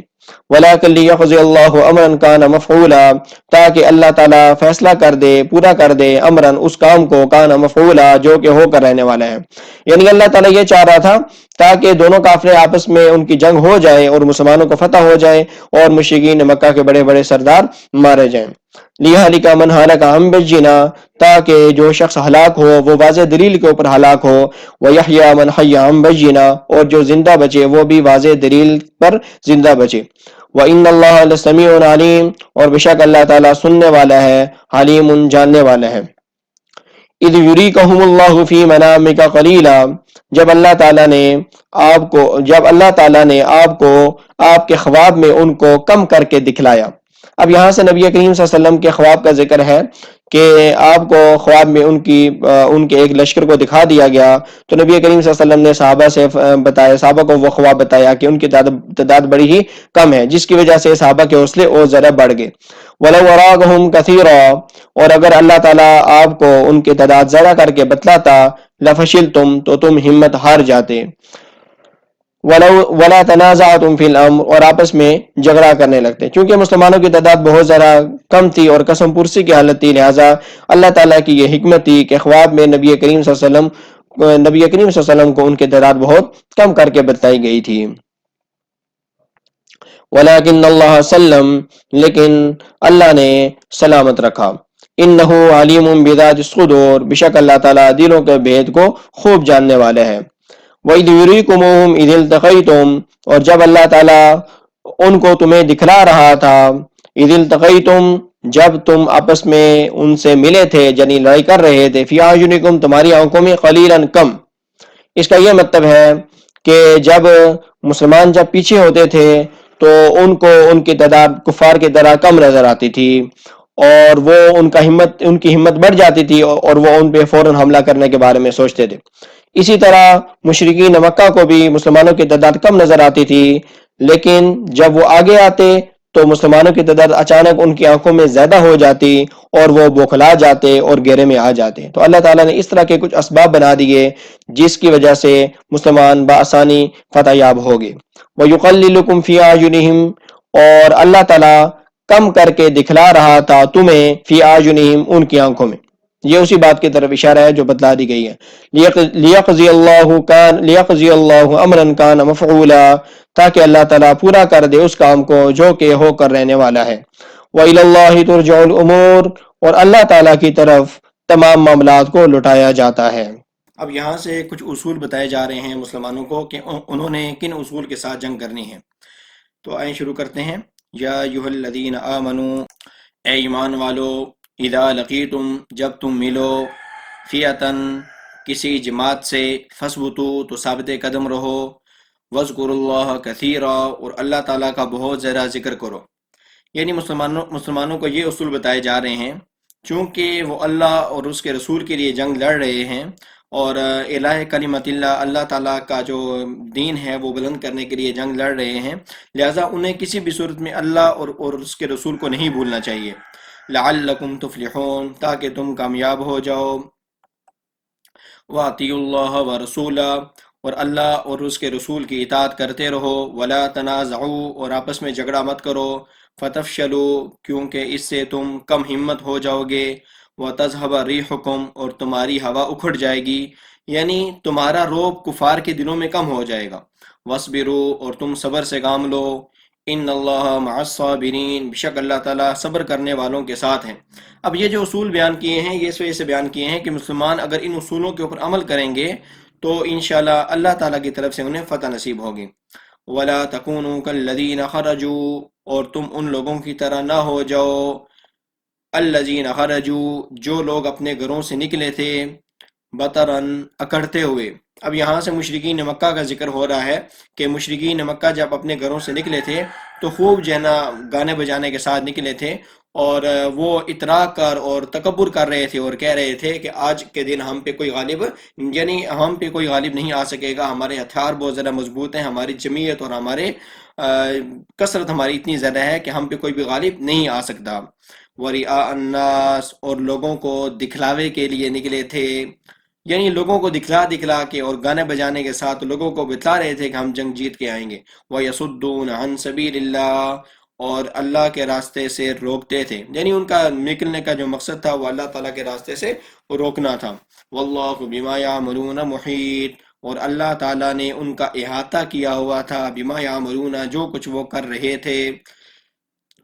وَإِذْ زَيَّنَ لَهُمُ الشَّيْطَانُ أَعْمَالَهُمْ جب شیطان نے ان کے لیے ان کے اعمال مزین کر دیے، یعنی شیطان نے جو کچھ وہ کر رہے تھے ان کے اعمال کو خوبصورت بنا کے ان کے سامنے پیش کیا اور کہا کہ تم پھر بہت زیادہ اچھا کر رہے ہو. وقال اور یہ بات کہی ان سے لا غالب لکم اليوم کہ آج کے دن تم پر کوئی غالب نہیں آ سکتا من الناس لوگوں میں سے وانی جار لکم اور میں تمہارا محافظ ہوں. اب اس آیت کا پس منظر یہ ہے کہ مفسرین نے لکھا ہے کہ شیطان جو ہے نا وہ کسی شخص کی صورت میں جو بنو بکر کا ایک قبیلہ تھا اور وہ قبیلہ مشرکین کے خلاف تھا، تو مشرکین مکہ جب مکہ سے نکلنے لگے تو ان کو یہ خوف ہوا کہ کہیں ایسا نہ ہو کہ وہ جو قبیلہ ہم پہ حملہ کر دے ہماری غیر موجودگی میں. تو اس قبیلے کا جو سردار تھا اس کا نام سراقہ تھا. تو جب یہ نکلنے لگے تو شیطان اس سراقہ کی شکل میں آیا اور کہنے لگا کہ میں تمہارے ساتھ جنگ میں چلوں گا اور میں تمہارا محافظ اور حمایتی بن کے رہوں گا، اور اپنی حمایت کا یقین دکھلایا. لیکن جب اس نے فرشتوں کو دیکھا، چونکہ شیطان پہلے فرشتوں کے ساتھ رہ چکا تھا، تو اس نے فرشتوں کی جب جماعت کو دیکھا تو وہاں سے فوراً رفو چکر ہو گیا اور بھاگ گیا اور کہا گیا کہ تم اپنا خود ہی بندوبست کر لے، میں تمہاری ذمہ داری نہیں لے سکتا. تو یہاں سے اس طرح انہوں نے یہ مطلب اس واقعے کی طرف اشارہ کیا ہے. فلما تراءت الفئتان جب دونوں گروہوں نے ایک دوسرے کو دیکھ دیا نکص علی عقبیہ تو وہ اپنی ایڑیوں کے بل پلٹ گیا. وقالا اور یہ بات کہی انی بریء منکم کہ میں تم سے بری ہوں، یعنی میں تمہاری ذمہ داری اٹھانے سے قاصر ہوں. انی ارا میں اس چیز کو دیکھ رہا ہوں ما لا ترون جس کو تم نہیں دیکھ رہے، یعنی فرشتوں کی بات کر رہا ہے کہ اللہ تعالیٰ کی مدد اور نصرت آ رہی ہے اور میں اس کو دیکھ رہا ہوں، لہذا فوراً وہ وہاں سے بھاگ گیا. انی اخاف اللہ میں تو اللہ تعالیٰ سے ڈرنے والا ہوں. یعنی یہاں پر اس نے ایک قسم کی یہ بات اس نے کی ہے ضمناً کہ میں اللہ تعالیٰ سے ڈرنے والا ہوں کہ مجھے ہی جو ہے نا وہ بہت زیادہ ڈر لگ رہا ہے اس فرشتوں کی جماعت سے. اور اللہ تعالیٰ کا بھی اس نے ذکر کر دیا کہ میں اللہ تعالیٰ سے بھی بہت زیادہ خوف کھا رہا ہوں، کیونکہ جب انسان وہ خوف میں چونکہ مبتلا تھا لہذا بھاگنا چاہتا تھا، لہذا اسے کوئی اور بات نہیں مل رہی تھی تو یہ بات کہہ دی کہ میں اللہ تعالیٰ سے ڈر رہا ہوں. واللہ شدید العقاب اور اللہ تعالیٰ سخت سزا دینے والا ہے. اس رکوع میں قوم فرعون کے ساتھ جو ہے مشرکین مکہ کو تشبیہ دی گئی ہے، اور جس طرح اللہ تعالیٰ نے ان کو غرق کر دیا تو اللہ تعالیٰ نے اسی طرح مشرکین مکہ پر بھی عذاب نازل کیا. اذ یقول المنافقون والذین فی قلوبہم مرض اور جب منافق لوگوں نے کہا والذین فی قلوبہم مرض اور جن لوگوں کے دلوں میں بیماری تھی ان لوگوں نے کہا غر اولئک دینہم، کہ ان لوگوں کو ان کے دین نے دھوکے میں ڈال رکھا ہے، یعنی مسلمانوں کو یہ بات کہتے تھے، یہ ہر ٹائم کیا نمازیں پڑھتے ہیں، اللہ تعالیٰ کو مانتے ہیں، تو اس طرح کے مسلمانوں کو تانے دیتے تھے کہ ان لوگوں کو ان کے دین نے دھوکے میں ڈال رکھا ہے۔ وَمَن يَتَوَكَّلْ عَلَى اللَّهِ فَإِنَّ اللَّهَ عَزِيزٌ حَكِيمٌ، اور جو اللہ تعالیٰ پر بھروسہ کرتا ہے فَإِنَّ اللَّهَ، بشک اللہ تعالیٰ عزیز، بہت زیادہ غالب ہے، حکیم، بہت زیادہ حکمت والا ہے۔ وَلَوْ تَرَى إِذْ يَتَوَفَّى الَّذِينَ كَفَرُوا الْمَلَائِكَةَ، کاش کہ آپ اس وقت دیکھتے، اِذْ يَتَوَفَّى الَّذِينَ كَفَرُوا الْمَلَائِكَةَ، جب فرشتے کافر لوگوں کی روح قبض کر رہے تھے، یضربون وجوہہم، وہ ان کے چہروں پر مار رہے تھے، وادبارہم، اور ان کی پیٹھوں پر مار رہے تھے، وذوقوا عذاب الحریق، اور یہ بات کہہ رہے تھے کہ اب جلنے کا عذاب چکھو۔ ذالک بما قدمت ایدیکم، یہ اس وجہ سے، بما قدمت ایدیکم، یہ تو تمہارے ہاتھوں نے آگے بھیجا تھا، وَأَنَّ اللَّهَ لَيْسَ بِظَلَّامٍ لِّلْعَبِيدِ، اور اللہ تعالیٰ تو بندوں پر ظلم کرنے والا نہیں۔ یعنی فرشتے ان کو یہ کہہ رہے تھے بھائی یہ تو تم نے خود ہی اپنے اعمال، جس طرح کے تم نے اعمال سر انجام دیے ہیں، اب تو اس کی اسی طرح کی سزا ہے۔ کداب آل فرعون، ان لوگوں کا وہی حال ہوا جس طرح کے قوم فرعون کا ہوا، والذین من قبلہم، اور جو ان سے پہلے تھے، کفروا بآیات اللہ، ان لوگوں نے بھی اللہ کی آیات، اللہ کی نشانی کا انکار کیا تھا، فأخذہم اللہ، چنانچہ اللہ نے ان کو پکڑ لیا، بذنوبہم، ان کے گناہوں کے سبب۔ ان اللہ قوی، بشک اللہ تعالیٰ بہت زیادہ طاقتور ہے، شدید العقاب، بہت زیادہ سخت سزا دینے والا ہے۔ ذالک بأن اللہ لم یک مغیرا، اور یہ اس وجہ سے کہ اللہ تعالیٰ کسی بھی نعمت جو کسی قوم کو دی ہو اس نعمت کو تبدیل نہیں کرتا، حتیٰ یہاں تک کہ یغیروا ما بانفسہم، وہ قوم والے اس نعمت کو خود ہی تبدیل کر لیں۔ یہاں پر اللہ تعالیٰ نے ایک بہت بڑا اصول بتا دیا کہ کسی بھی قوم کے اوپر یا کسی بھی شخص پر جو حالات آتے ہیں وہ اس کے اپنے کیے کی وجہ سے آتے ہیں، اور مشرکین مکہ کے اوپر اللہ تعالیٰ نے یہ احسان کیا تھا کہ آخری نبی کو انہی کے درمیان مبعوث کیا تھا، لیکن اس کے باوجود بھی انہوں نے اس کی قدر نہ کی، اور حتیٰ کہ نبی کو اور ان کے صحابہ کو وہاں سے نکال دیا، تو اللہ تعالیٰ نے پھر ان کی جو نعمتیں تھیں ان کو عذاب میں بدل دیا۔ وَأَنَّ اللَّهَ سَمِيعٌ عَلِيمٌ، اور بشک اللہ تعالیٰ خوب سننے والا ہے، علیم، جاننے والا ہے۔ کداب آل فرعون، ان لوگوں کا حال آل فرعون کی طرح ہوا، والذین من قبلہم، اور جو ان سے پہلے تھے، کذبوا بآیات ربہم، انہوں نے اپنے رب کی آیات کو جھٹلایا تھا، فأہلکناہم بذنوبہم، چنانچہ ہم نے ان کو ان کے گناہوں کے سبب ہلاک کر دیا تھا، وأغرقنا آل فرعون، اور ہم نے قوم فرعون کو غرق کر دیا، یعنی پانی میں ڈبو دیا تھا۔ وَكُلٌّ كَانُوا ظَالِمِينَ، اور وہ سب کے سب جو لوگ تھے وہ بہت زیادہ ظلم کرنے والے تھے۔ ان شر الدواب، بشک بدترین جانور، عند اللہ، اللہ کے نزدیک، الذین کفروا، وہ لوگ ہیں جنہوں نے کفر کو اختیار کیا، فہم لا یؤمنون، چنانچہ وہ ایمان نہیں لے کر آتے۔ بدترین جانور، جانوروں سے بھی بدتر کہنے کی مشرکین مکہ کو یہ وجہ ہے کہ چونکہ جانوروں کے اندر تو شعور نہیں ہے کسی بات کو سمجھنے کا، اور یہ انسان ہیں، اللہ تعالیٰ نے ان کے اندر عقل رکھی ہے، لہٰذا اس کے باوجود بھی یہ حق بات کو دیکھ کر سن کر ایمان نہیں لے کر آتے، اس وجہ سے ان کو جانوروں سے بھی بدتر کہا جا رہا ہے۔ الذین عاہدت منہم، جو لوگ آپ سے عہد کرتے ہیں، ثم ینقضون عہدہم، پھر وہ اپنے عہد کو توڑ دیتے ہیں، فی کل مرۃ، ہر مرتبہ، وہم لا یتقون، اور وہ ڈرتے نہیں ہیں۔ اس آیت کا پس منظر یہ ہے کہ نبی کریم صلی اللہ علیہ وسلم جب مدینہ تشریف لائے تو یہودیوں سے آپ صلی اللہ علیہ وسلم نے میثاق مدینہ کے نام سے معاہدہ کیا تھا، اور ابھی انہوں نے چونکہ بدر کے موقع پہ وہ معاہدہ توڑ دیا تھا، اور اس سے پہلے بھی وہ کئی بار جنا معاہدہ چونکہ توڑ چکے تھے، اس وجہ سے اللہ تعالیٰ کہہ رہے ہیں کہ یہ ہر بار وعدے کو اور معاہدے کو توڑ دیتے ہیں۔ فَإِمَّا تَثْقَفَنَّهُمْ فِي الْحَرْبِ، اگر تم ان کو پاؤ، فی الحرب، کسی جنگ میں، فشرد بہم من خلفہم، تو ان کو بگا دو، من خلفہم، ان کے ذریعے جو ان کے پیچھے ہیں، یعنی ان کو اتنی سخت سزا دے کر ان کو بھگا دو کہ من خلفہم، جو لوگ ان کے پیچھے ہیں، لعلہم یذکرون، تاکہ وہ بھی اس سے نصیحت پکڑیں، یعنی ان کو اتنا زیادہ مارو پیٹو کہ جو ان کے جو پیچھے والے لوگ ہیں وہ بھی اس سے نصیحت اور عبرت حاصل کر سکیں۔ چنانچہ ایسے ہی ہوا کہ قریظہ نے جو معاہدے کو توڑا تھا، تو اللہ تعالیٰ کی طرف سے یہ حکم دیا گیا تھا کہ ان لوگوں جو لڑنے والے ہیں، ان جو معاہدہ توڑنے والے ہیں، ان کو قتل کر دیا جائے، اور بچوں اور عورتوں کو کیا کر دیا جائے؟ غلام بنا لیا جائے۔ وَإِمَّا تَخَافَنَّ مِنْ قَوْمٍ، اور اگر آپ کسی قوم سے اس بات سے ڈریں، خیانتاً، خیانت سے، یعنی اس بات، اگر آپ کو اس بات کا ڈر ہو کہ وہ قوم خیانت کرے گی اور معاہدے کو توڑ دے گی، فَانبِذْ إِلَيْهِمْ عَلَى سَوَاءٍ، تو اس کے معاہدے کو اسی طرف پھینک دیں، علی سوا، مساوی طور پر، یعنی آپ جو اعلانیہ طور پر یہ اعلان کر دیں لوگوں میں کہ چونکہ انہوں نے ہم معاہدہ توڑ رہے ہیں، لہٰذا ہمارا اور فلاں جو ہے قبیلہ، اس کا ہمارے درمیان کوئی معاہدہ نہیں ہے، لہٰذا اعلانیہ طور پر معاہدے کو توڑ دینا چاہیے، اور خفیہ طور پر معاہدے کو توڑنا یا معاہدے کے خلاف ورزی کرنا اسلام میں جائز ہے نہیں ہے۔ اعلیٰ سوا کا مطلب یہ ہے مساوی طور پر، یعنی معاہدے کو توڑ دیں، اور تاکہ وہ بھی اپنے کام میں آزاد ہوں اور آپ بھی اپنے کام میں آزاد ہوں۔ ان اللہ لا يحب الخائنین، بے شک اللہ تعالیٰ خیانت کرنے والوں کو پسند نہیں کرتا۔ یعنی پیچھے یہ بات کہی گئی تھی خیانت نہ کریں، یعنی یہ نہ کہیں کہ آپ معاہدہ بھی آپ نے کیا ہو اور ساتھ ہی آپ معاہدہ توڑ بھی رہے ہو، ایسا نہ کریں، بلکہ اگر آپ نے معاہدہ ختم کرنا ہے تو اس کا باقاعدہ اعلان کر دیں کہ اب ہم معاہدہ ختم کر رہے ہیں اور ہمارا اور آپ کے درمیان کوئی معاہدہ نہیں ہے۔ اس رکوع کے اندر اللہ تعالیٰ نے مسلمانوں کو جنگی قوت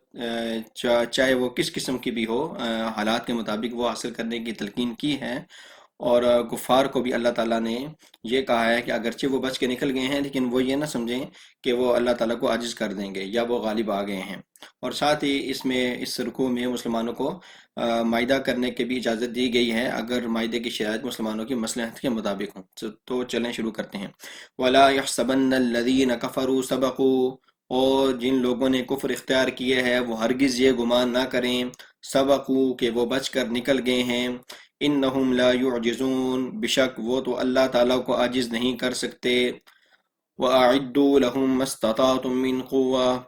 اور تم تیار کر کے رکھو، مستطاعتم، جتنی تم استطاعت اور طاقت رکھتے ہو، من قوہ، قوت تیار کر کے رکھو۔ دیکھیں یہاں پہ قوت کا دفعہ سے ذکر کیا، یعنی پاور اور قوت، اور وہ حالات کے مطابق جیسے بھی ہو، چونکہ جو قرآن مجید ہے وہ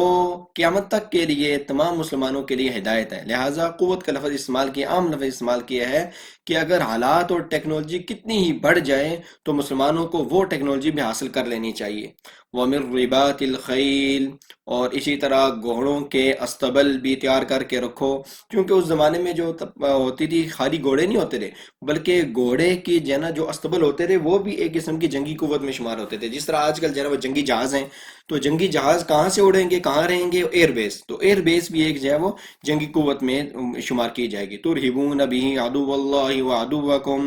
تم اس کے ذریعے سے روب ڈالتے ہو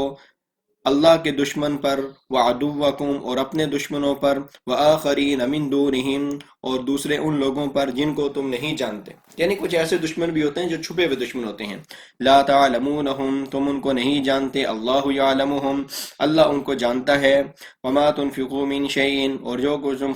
خرچ کرو گے اللہ کے راستے میں، یوفا الیکم، تو تمہیں اس کا پورا پورا بدلہ دیا جائے گا، یعنی جنت میں اس کا پورا پورا اجر دیا جائے گا۔ وانتم لا تظلمون، اور تم سے ذرا برابر بھی ظلم نہیں کیا جائے گا، یعنی کمی نہیں کی جائے گی کسی بھی قسم کی اجر میں۔ وَإِن جَنَحُوا لِلسَّلْمِ، اور اگر وہ صلح کے لیے جھک جائیں، فَجْنَحْ لَهَا، تو آپ بھی صلح کے لیے جھک جائیں۔ اب یہاں سے مسلمانوں کو یہ اجازت دی جا رہی ہے کہ اگر کوئی قوم مغلوب ہو کر آپ سے صلح کرنے چاہتی ہے، بشرطے کہ صلح کی شرائط مسلمانوں کے مطابق ہوں، مصلحت کے مطابق ہوں، تو ان سے صلح کرنے میں کوئی حرج نہیں ہے، اگرچہ وہ کافر قوم ہی کیوں نہ ہو۔ وَتَوَكَّلْ عَلَى اللَّهِ، اور صلح کرنے کے بعد اللہ تعالیٰ پر بھروسہ کریں، إِنَّهُ هُوَ السَّمِيعُ الْعَلِيمُ، بشک اللہ تعالیٰ بہت زیادہ سننے والا ہے، بہت زیادہ جاننے والا ہے۔ وَإِن يُرِيدُوا، اور اگر وہ یہ چاہیں، أَن يَخْدَعُوكَ، کہ وہ آپ کو دھوکہ دے دیں گے، فَإِنَّ حَسْبَكَ اللَّهُ، تو اللہ تعالیٰ آپ کو کافی ہو جائے گا۔ یعنی صلح کرنے کے بعد آپ اللہ تعالیٰ پر بھروسہ کریں اور اپنی طرف سے جو ہے نا وہ ان سے معاہدہ توڑنے کی کوشش یا ان سے خیانت کرنے کی کوشش نہ کریں۔ ہاں اگر انہوں نے صلح کو توڑنے کی کوشش کی تو اللہ تعالیٰ پھر ان کا خود ہی بندوبست کر دے گا۔ هو الذی ایدک بنصرہ،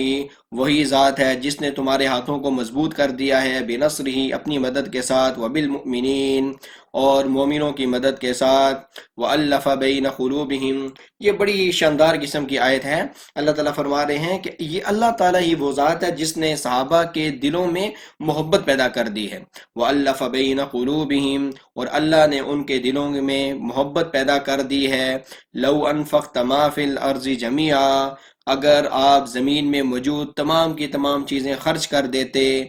ما الفت بین قلوبہم، اس بات کے بدلے پھر بھی ما الفت بین قلوبہم، تو پھر بھی آپ ان کے دلوں میں محبت پیدا نہیں کر سکتے تھے۔ یعنی اللہ تعالیٰ اپنی قدرت کا یقین بتا رہے ہیں کہ یہ جو صحابہ کے دلوں میں اور نبی کریم صلی اللہ علیہ وسلم کی محبت اور آپس کی جو محبت ہے یہ اللہ تعالیٰ نے پیدا کی ہے۔ اگر تم زمین میں تمام کی تمام بھی چیزیں اس کے ذریعے خرچ کر لیتے کہ ان کے دلوں میں محبت پیدا ہو جائے تو آپ خود اس محبت کو پیدا نہیں کر سکتے تھے۔ وَلَكِنَّ اللَّهَ أَلَّفَ بَيْنَهُمْ، لیکن وہی ذات تو اللہ ہے جس نے الف بینہم ان کے دلوں میں محبت پیدا کی ہے، ان کے درمیان محبت پیدا کی ہے۔ انہ عزیز حکیم، بے شک اللہ تعالیٰ بہت زبردست ہے، حکیم بہت زیادہ حکمت والا ہے۔ یا ایہا النبی، اے نبی، حسبک اللہ، اللہ تعالیٰ آپ کو کافی ہے، ومن اتبعک من المؤمنین، اور جن مومن لوگوں نے آپ کی اتباع کی ہے وہ آپ کو کافی ہیں۔ یعنی آپ کو کسی اور کی ضرورت نہیں۔ اگر مشرکین مکہ آپ کو تانے دے رہے ہیں تو آپ کو گھبرانے کی ضرورت نہیں ہے، اللہ تعالیٰ آپ کے لیے موجود ہے، اور آپ کی اتباع کرنے والے صحابہ اور مومنین موجود ہیں، وہ آپ کی تسلی کے لیے کافی ہیں۔ اس رکوع میں اللہ تعالیٰ نے ذکر کیا ہے کہ پہلے مسلمانوں سے کفار کی تعداد اگر 10 گنا ہوتی تھی تو پھر مسلمانوں کے لیے بھاگنا جائز نہیں ہوتا تھا بلکہ مقابلہ کرنے کا کہا جاتا تھا۔ اور اس رکوع میں اللہ تعالیٰ فرما رہے ہیں کہ اب اگر مسلمانوں کی تعداد کفار کی تعداد سے 1 گنا، یعنی اگر کفار کی تعداد 2 گنا سے زیادہ ہے تو پھر جو ہے وہ مسلمان جو ہے جنگ سے بھاگ بھی سکتے ہیں، اور اللہ تعالیٰ نے اب مسلمانوں پر آسانی کر دی ہے، 10 گنا سے کم کر کے کفار کی تعداد کو خالی 2 گنا کر دیا ہے۔ اور ساتھ آگے اللہ تعالیٰ نے یہ ذکر کیا ہے کہ کفار سے چونکہ مسلمانوں نے فدیہ لے کر چھوڑ دیا تھا تو لہٰذا اللہ تعالیٰ نے یہ اس بات پہ سرزش کی کہ چونکہ ابھی تک کفار کی شان و شوکت قائم تھی تو لہٰذا اللہ تعالیٰ کی یہ خواہش تھی کہ ان کو قتل کیا جائے تاکہ کفار کا جو غلبہ ہے اور شان و شوکت وہ ٹوٹ جائے۔ اور چونکہ یہ اس وقت تک حکم تھا جب تک کہ کفار کی شان و شوکت نہ ٹوٹے، حالانکہ بعد میں جب اسلام بہت زیادہ پھیل گیا اور کفار کی شان و شوکت ختم ہو گئی تو سورہ محمد کی آیت نمبر 4 میں اللہ تعالیٰ نے کہا کہ اب تم کفار جو قیدی ہیں ان کو فدیہ لے کر بھی چھوڑ سکتے ہو، حتیٰ کہ بغیر فدیہ کے بھی چھوڑ سکتے ہیں، چونکہ اس وقت تک کفار کی جو شان و شوکت تھی وہ بالکل ختم ہو چکی تھی۔ چونکہ غزوہ بدر میں ابھی تک ان کی شان و شوکت قائم تھی، اس وجہ سے اللہ تعالیٰ کو یہ بات پسند نہ آئی کہ کفار کو فدیہ لے کر چھوڑا جا رہا ہے، بلکہ اللہ تعالیٰ کی یہ خواہش تھی کہ ان کو مسلمان مشورہ کر کے قتل کر دیں۔ لیکن چونکہ زیادہ جو مسلمانوں نے نبی کریم صلی اللہ علیہ وسلم کو یہ رائے دی تھی کہ ان کو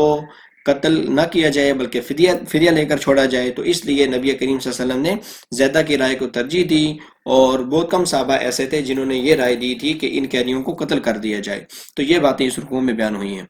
یا ایہا النبی حرض المؤمنین علی القتال، اے نبی حرض المؤمنین، آپ مومنوں کو اباریے، علی القتال، لڑائی پر۔ قتال کا مطلب قرآن مجید کی اصطلاح میں جہاد بھی ہوتا ہے۔ ان یکم منکم 20، اگر تم میں سے 20 ہوں گے، صابرون، ثابت قدم رہنے والے، یغلبوا 200، تو وہ 200 پر غالب آ جائیں گے۔ یعنی 20 اور 200 میں آپس میں جو ان کا جو فرق ہے وہ 10 گنا کا ہے۔ یعنی پہلے یہ تھا کہ مسلمان جو ہے نا وہ کفار کی جو تعداد سے اگر 10 گنا کم ہو تو وہ پھر ان کو میدان جنگ سے بھاگنے کی اجازت نہیں تھی، لیکن اگلی آیت میں آ رہا ہے کہ اللہ تعالیٰ نے اب آسانی کر دی ہے۔ وَإِن يَكُن مِّنكُم مِّئَةٌ يَغْلِبُوا أَلْفًا، اور اگر کفار کے 100 ہوں گے، اگر مسلمانوں کے اگر 100 ہوں تو یغلبو الفن، تو وہ کفار کے 1000 پر غالب آ جائیں گے، من الذین کفروا یعنی کفار کے 1000 پر غالب آ جائیں گے، بأنہم قوم لا یفقہون اس وجہ سے کہ یہ ایسی قوم ہے لا یفقہون کہ وہ نہیں سمجھتے، یعنی اس کا کہنے کا یہ مطلب ہے کہ یعنی ان کو یہ نہیں سمجھ ہے کہ مسلمان اگرچہ تعداد میں کم ہی کیوں نہ ہو مگر اس کے باوجود بھی اللہ تعالیٰ کی جو مدد اور نصرت ہوتی ہے وہ ہمیشہ مسلمانوں کے ساتھ ہوتی ہے۔ الان خفف اللہ عنکم، اب اس آیت میں اللہ تعالیٰ یہ بیان فرما رہے ہیں کہ پہلے چونکہ وہ تھا لہٰذا اب اللہ تعالیٰ نے ان کی جو تعداد ہے وہ کم کر دی ہے، پہلے 10 گنا کی شرط تھی اب 2 گنا کر دی ہے۔ الان خفف اللہ عنکم، ابھی اللہ تعالیٰ نے تمہیں تخفیف دے دی ہے، آسانی کر دی ہے تمہارے لیے، وعلم ان فیکم ضعفا، اور اللہ تعالیٰ کو یہ معلوم ہو گیا ہے کہ تمہارے اندر کچھ کمزوری ہے، فَإِن يَكُن مِّنكُم مِّئَةٌ، تو اب اگر تمہارے 100 ہوں گے، صابرتن ثابت قدم رہنے والے، یغلبو مئتین تو وہ 200 پر غالب آ جائیں گے، تو یعنی اب 2 گنا تعداد کر دی گئی، یعنی اگر 2 گنا کفار کی تعداد ہو یا اس سے کم ہو تو مسلمانوں کے لیے پھر بھاگنا جائز نہیں ہے۔ پہلے یہ تھا کہ اگر مسلمانوں اور کفار کی تعداد میں 10 گنا کا فرق ہے تو پہلے میدان جنگ سے بھاگنا جائز نہیں ہوتا تھا، اب یہ تعداد خالی 2 گنا کر دی گئی ہے، یعنی اگر مسلمانوں کے فرض کیا 100 ہیں، کفار کے 200 ہیں، تو پھر جو ہے مسلمانوں کے لیے بھاگنا جائز نہیں ہوگا بلکہ مقابلہ کرنا ضروری ہوگا۔ وَإِن يَكُن مِّنكُمْ أَلْفٌ، اور اگر تمہارے 1000 ہوں گے، یغلبو الفین تو وہ 2000 پر غالب آ جائیں گے، بِإِذْنِ اللہ اللہ تعالیٰ کے حکم سے، یعنی اللہ تعالیٰ خود اس بات کی جو ہے نا وہ گارنٹی دے رہے ہیں کہ یہ جو 1000 جو 2000 پہ غالب آ جائیں گے تو اللہ تعالیٰ کے حکم سے، اور ساتھ تسلی بھی دے رہے ہیں کہ تم نے میدان جنگ سے نہیں بھاگنا بلکہ اللہ تعالیٰ تمہاری مدد اور نصرت بھی کرے گا۔ واللہ مع الصابرین، اور اللہ تعالیٰ صبر کرنے والوں کے ساتھ ہے۔ ما کان للنبی ان یکون له اسرا، اب یہاں سے وہ یہ جو آیت ہے وہ قیدیوں کا ذکر ہے، اور اس کا پس منظر یہ ہے کہ جب 70 قیدیوں کو مدینہ لایا گیا تو نبی کریم صلی اللہ علیہ وسلم نے صحابہ سے مشورہ کیا کہ ان قیدیوں کو کیا کیا جائے، تو اکثر جو صحابہ تھے انہوں نے یہی رائے دی کہ ان کو فدیہ لے کر چھوڑ دیا جائے، لیکن کچھ صحابہ کرام ایسے تھے جس میں فاروق اعظم رضی اللہ تعالیٰ عنہ تھے جنہوں نے یہ کہا کہ ان کو جو ہے قتل کر دیا جائے، چونکہ انہوں نے ساری زندگی نبی کریم صلی اللہ علیہ وسلم اور صحابہ کو تکلیفیں دی ہیں لہٰذا ان کو قتل کر دینا چاہیے۔ تو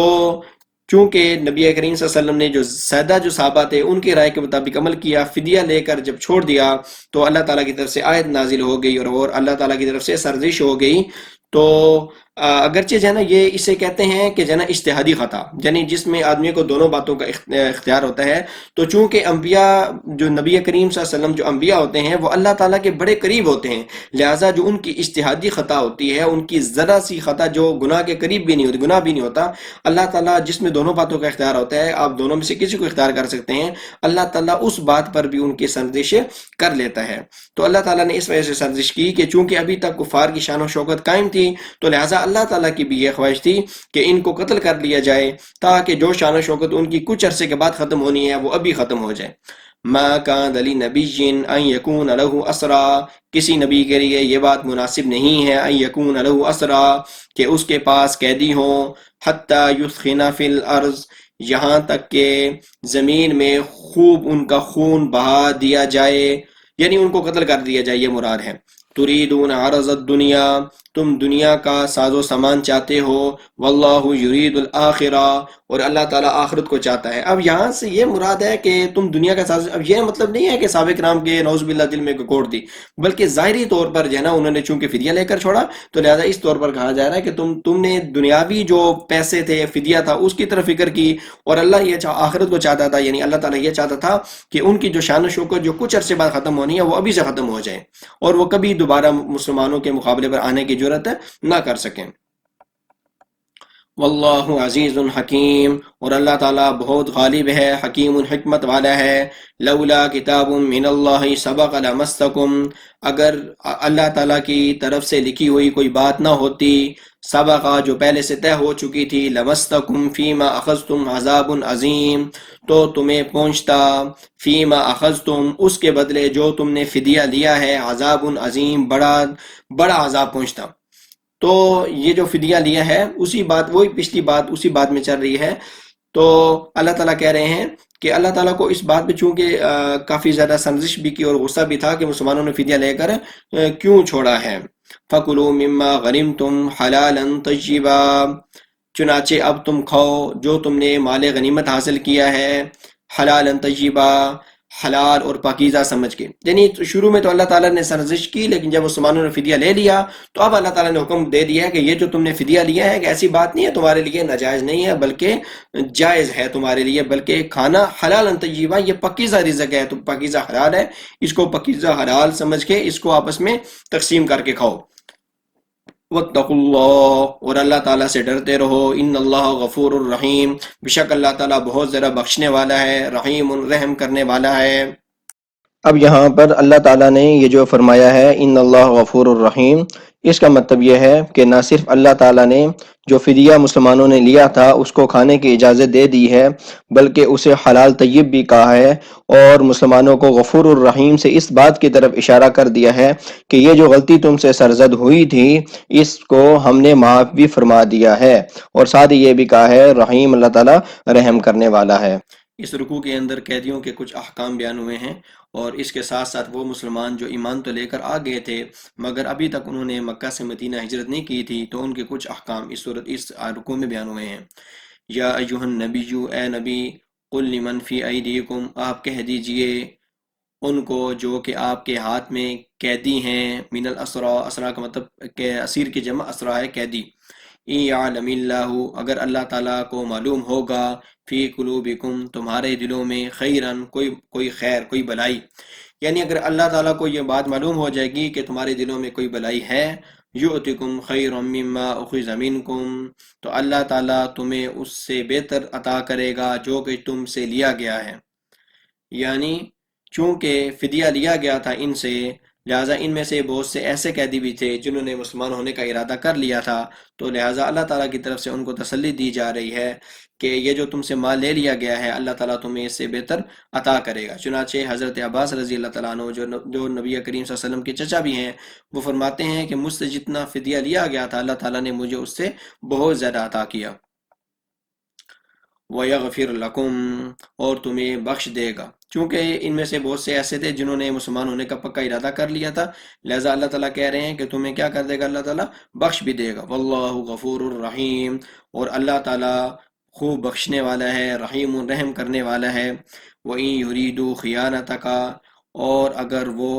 آپ کے ساتھ خیانت کا ارادہ کریں یا خیانت کرنا چاہیں، فقد خان اللہ من قبل، تو چنانچہ اللہ سے بھی وہ پہلے خیانت کر چکے ہیں۔ یعنی اگر ان میں سے کچھ ایسے لوگ ہیں جو ظاہری طور پر ایمان لے کر آئیں، پکے ایمان نہ لے کر آئیں، تو اللہ تعالیٰ سے تو پہلے یہ خیانت کر چکے ہیں، یعنی نبی کریم صلی اللہ علیہ وسلم اور ان کے صحابہ کو پہلے ہی یہ مکہ سے نکال چکے ہیں۔ فَأَمْكَنَ مِنْهُمْ، تو چنانچہ اللہ نے ان کو آپ کے قبضے میں دے دیا، اور اب آپ کو اختیار ہے کہ آپ ان کے ساتھ کیا معاملہ کرتے ہیں۔ واللہ علیم حکیم، اور اللہ تعالیٰ خوب جاننے والا ہے، بہت زیادہ حکمت والا ہے۔ ان الذین آمنوا، بشک جو لوگ ایمان لے کر آئے ہیں، وہاجروا، اور ہجرت بھی کی ہے، وجاہدوا باموالہم وانفسہم، اور اللہ کے راستے میں جہاد بھی کیا ہے، اپنے مال کے ساتھ بھی، وانفسہم، اپنی جانوں کے ساتھ بھی، فی سبیل اللہ، یعنی اللہ کے راستے میں، والذین آووا، یہ مہاجرین کا ذکر ہے کہ جو لوگ ایمان لے کر آئے اور انہوں نے ہجرت بھی کی اور اللہ کے راستے میں جہاد بھی کیا، تینوں باتیں۔ اور آگے انصار کا ذکر ہے، والذین آووا، اور وہ لوگ جنہوں نے ٹھکانہ دیا، جنہوں نے جگہ دی، یعنی ان مہاجرین کو جگہ دی، ونصروا، اور ان کی مدد بھی کی، اسی وجہ سے مدد کرنے کی وجہ سے ان کا نام انصار رکھا گیا۔ اولئک بعضهم اولیاء بعض، یہی وہ لوگ ہیں جو ایک دوسرے کے دوست ہیں، یعنی مہاجرین اور انصار ایک دوسرے کے بھائی ہیں، اسی وجہ سے نبی کریم صلی اللہ علیہ وسلم نے مہاجرین اور انصار کے درمیان مواخات قائم کی تھی، یعنی ایک دوسرے کا بھائی بنا دیا تھا سب کو۔ والذین آمنوا، اور وہ لوگ جو ایمان تو لے کر آئے ہیں، ولم یہاجروا، لیکن ابھی تک ہجرت نہیں کی، ما لکم من ولایتہم من شیء، تو آپ کو کوئی حق نہیں ہے ان کی وراثت میں سے کوئی چیز بھی، اب یہاں پر یہ ذکر ہو رہا ہے کہ چونکہ مدینہ جو ہے نا وہ دارالسلام تھا اور مکہ جو ہے نا وہ دارالحرب تھا، یعنی مدینہ اسلام کا گھر تھا اور جو مکہ تھا وہ کفر کا گھر تھا، تو آپس میں جب اس طرح کا جب فاصلہ جب عائد ہو تو اس وجہ سے میراث کا یہ وراثت کے یہ احکام ہے کہ اگر یہاں کے جو مہاجرین جو ہجرت کر کے آ گئے ہیں، اگر یہ کسی کے وارث بنتے ہیں تو ان کو وراثت نہیں ملے گی ان کی جو مکہ میں ہیں، اور اسی طرح اگر جو ہے نا وہ یہاں سے کوئی بندہ فوت ہو جاتا ہے اور مکہ کے اندر کوئی شخص وارث بن رہا ہے حقیقی وارث، تو اس کو بھی اس شخص کی وراثت نہیں ملے گی، کیونکہ ایک تو یہ کہ یہ نا انہوں نے ہجرت نہیں کی، اور چونکہ اس وقت ہجرت کرنا کیا تھا، فرض تھا، تو لہٰذا اللہ تعالیٰ نے یہ حکم نازل کیا کہ ان کا جو وارث ہوگا، یہی جو ان کے انصاری بھائی ہیں یہی ایک دوسرے کے وارث ہوں گے، اور جو ان کے رشتہ دار جو مکہ میں ہیں وہ ان کے وارث نہیں بنیں گے، کیونکہ ایک تو دارالحرب ہے اور یہ دارالاسلام ہے، اور دوسری وجہ یہ ہے کہ چونکہ انہوں نے ہجرت نہیں کی، اور ہجرت کرنا اس وقت کیا تھا، فرض تھا، تو لہٰذا جب تک وہ ہجرت نہیں کرتے اللہ تعالیٰ نے ایک دوسرے کی وراثت کو حاصل کرنے پر پابندی لگا دی، حتیٰ یہاجروا، یہاں تک کہ ہجرت کر لیں، یعنی جب ہجرت کر لیں گے تو پھر دوبارہ جو یہ حکم معطل کیا گیا ہے یہ دوبارہ لاگو ہو جائے گا۔ وَإِنِ اسْتَنصَرُوكُمْ فِي الدِّينِ، اور اگر وہ تم سے مدد طلب کریں فی الدین، دین کے معاملے میں، فعلیکم النصر، تو تمہارے اوپر مدد کرنا لازمی ہے۔ اب یہاں سے یہ کہہ رہا ہے کہ مکہ سے اگر وہ شخص ہے اور وہ مسلمان ہے اور وہ تم سے مدد طلب کر رہا ہے تو تمہارے اوپر مدد طلب کرنا فرض ہے۔ یہ کسی بھی جگہ کا حکم ہے کہ اگر مسلمان کسی جگہ کے آپ سے مدد طلب کریں، لیکن شرط یہ ہے کہ جس قوم کے خلاف مدد طلب کر رہے ہوں اس قوم کے ساتھ آپ نے کوئی معاہدہ اپنے طور پر یا عالمی سطح پہ آپ نے کوئی معاہدہ نہ کیا ہو، کیونکہ اگر آپ نے اپنے طور پر کوئی معاہدہ کیا ہے یا عالمی سطح پہ کوئی معاہدہ کیا ہے تو یہ پھر آپ کی طرف سے بدعہدی ہوگی، لہٰذا اگر معاہدہ نہیں ہے پھر تو مدد کر سکتے ہیں، لیکن اگر آپ نے اس قوم کے ساتھ جس کے خلاف وہ مدد طلب کر رہے ہیں ان کے ساتھ عالمی سطح پہ کوئی معاہدہ کیا ہوا ہے یا اپنے طور پر کوئی معاہدہ کیا ہوا ہے تو پھر اللہ تعالیٰ نے اجازت نہیں دی ان کی مدد کرنے کی۔ الا علی قوم بینکم وبینہم میثاق، مگر وہ ایسی قوم کے خلاف مدد طلب کر رہے ہوں کہ جن کے درمیان اور تمہارے درمیان کوئی عہد موجود ہو، کوئی پہلے سے معاہدہ موجود ہو، تو پھر مدد نہیں کی جائے گی۔ اللہ کا یہ مطلب ہے یعنی پھر مدد نہیں کی جائے گی ان کی۔ واللہ، کیونکہ اگر مسلمان جو ہے وہ ان کی مدد کرتے ہیں تو آپس میں وہ آپ کے خلاف ہو جائیں گے، وہ کہیں گے بھائی آپ نے ہم ان لوگوں کو چلے ستا تو رہے ہیں لیکن آپ کا ہمارے ساتھ معاہدہ تھا، آپ ان کی کیوں مدد کرنے آئے ہیں؟ ہمارا اور آپ کا تو معاہدہ ہے، لہٰذا اس کا مطلب یہ ہے آپ ہمارے خلاف اٹھ کے آ گئے اور آپ نے معاہدے کی خلاف ورزی کر دی، لہٰذا اگر ایسی قوم کے خلاف وہ مدد طلب کر رہے ہیں تو پھر ان مسلمانوں کی مدد نہیں کی جائے گی، کیونکہ اس سے پھر زمین میں فساد ہوگا اور اللہ تعالیٰ زمین میں فساد کو پسند نہیں کرتا۔ واللہ بما تعملون بصیر، اور جو کچھ تم کر رہے ہو اللہ اسے خوب دیکھنے والا ہے۔ والذین کفروا، اور جن لوگوں نے کفر کو اختیار کیا، بعضهم اولیاء بعض، وہ ایک دوسرے کے دوست ہیں۔ الا تفعلوه تکن فتنة فی الارض وفساد کبیر، اور اگر تم ایسا نہ کرو گے تکن فتنتن، تو زمین میں فتنہ ہوگا، وفساد کبیر، اور بڑا فساد ہوگا۔ یعنی پیچھے والی بات سے اس کا تعلق ہے کہ اگر ان مسلمانوں نے تم سے مدد طلب کی ہے تو پھر ان کی مدد کرنا تمہارے پر لازمی ہے، لیکن یہ شرط بتائی ہے کہ اگر ایسی قوم کے خلاف مدد طلب کر رہے ہیں جن کا تمہارا آپس میں معاہدہ ہے تو پھر اگر تم نے ان کی مدد کو چھوڑا گے پھر بھی زمین میں فساد ہوگا، تو لہٰذا تم نے اگر ان کی مدد کرنی ہے تو یہ دیکھ کر کرنی ہے کہ کہیں ایسی قوم کے خلاف مدد تو طلب نہیں کر رہے کہ جس کا آپ نے عالمی سطح پر یا ان کے ساتھ آپ نے ڈائریکٹ کوئی معاہدہ کیا ہوا ہے، تو اس صورت میں پھر آپ کو مدد کی اجازت نہیں دی گئی، کیونکہ اس سے زمین میں فساد ہوگا اور اللہ تعالیٰ زمین میں آزمائش اور فساد کو پسند نہیں کرتا۔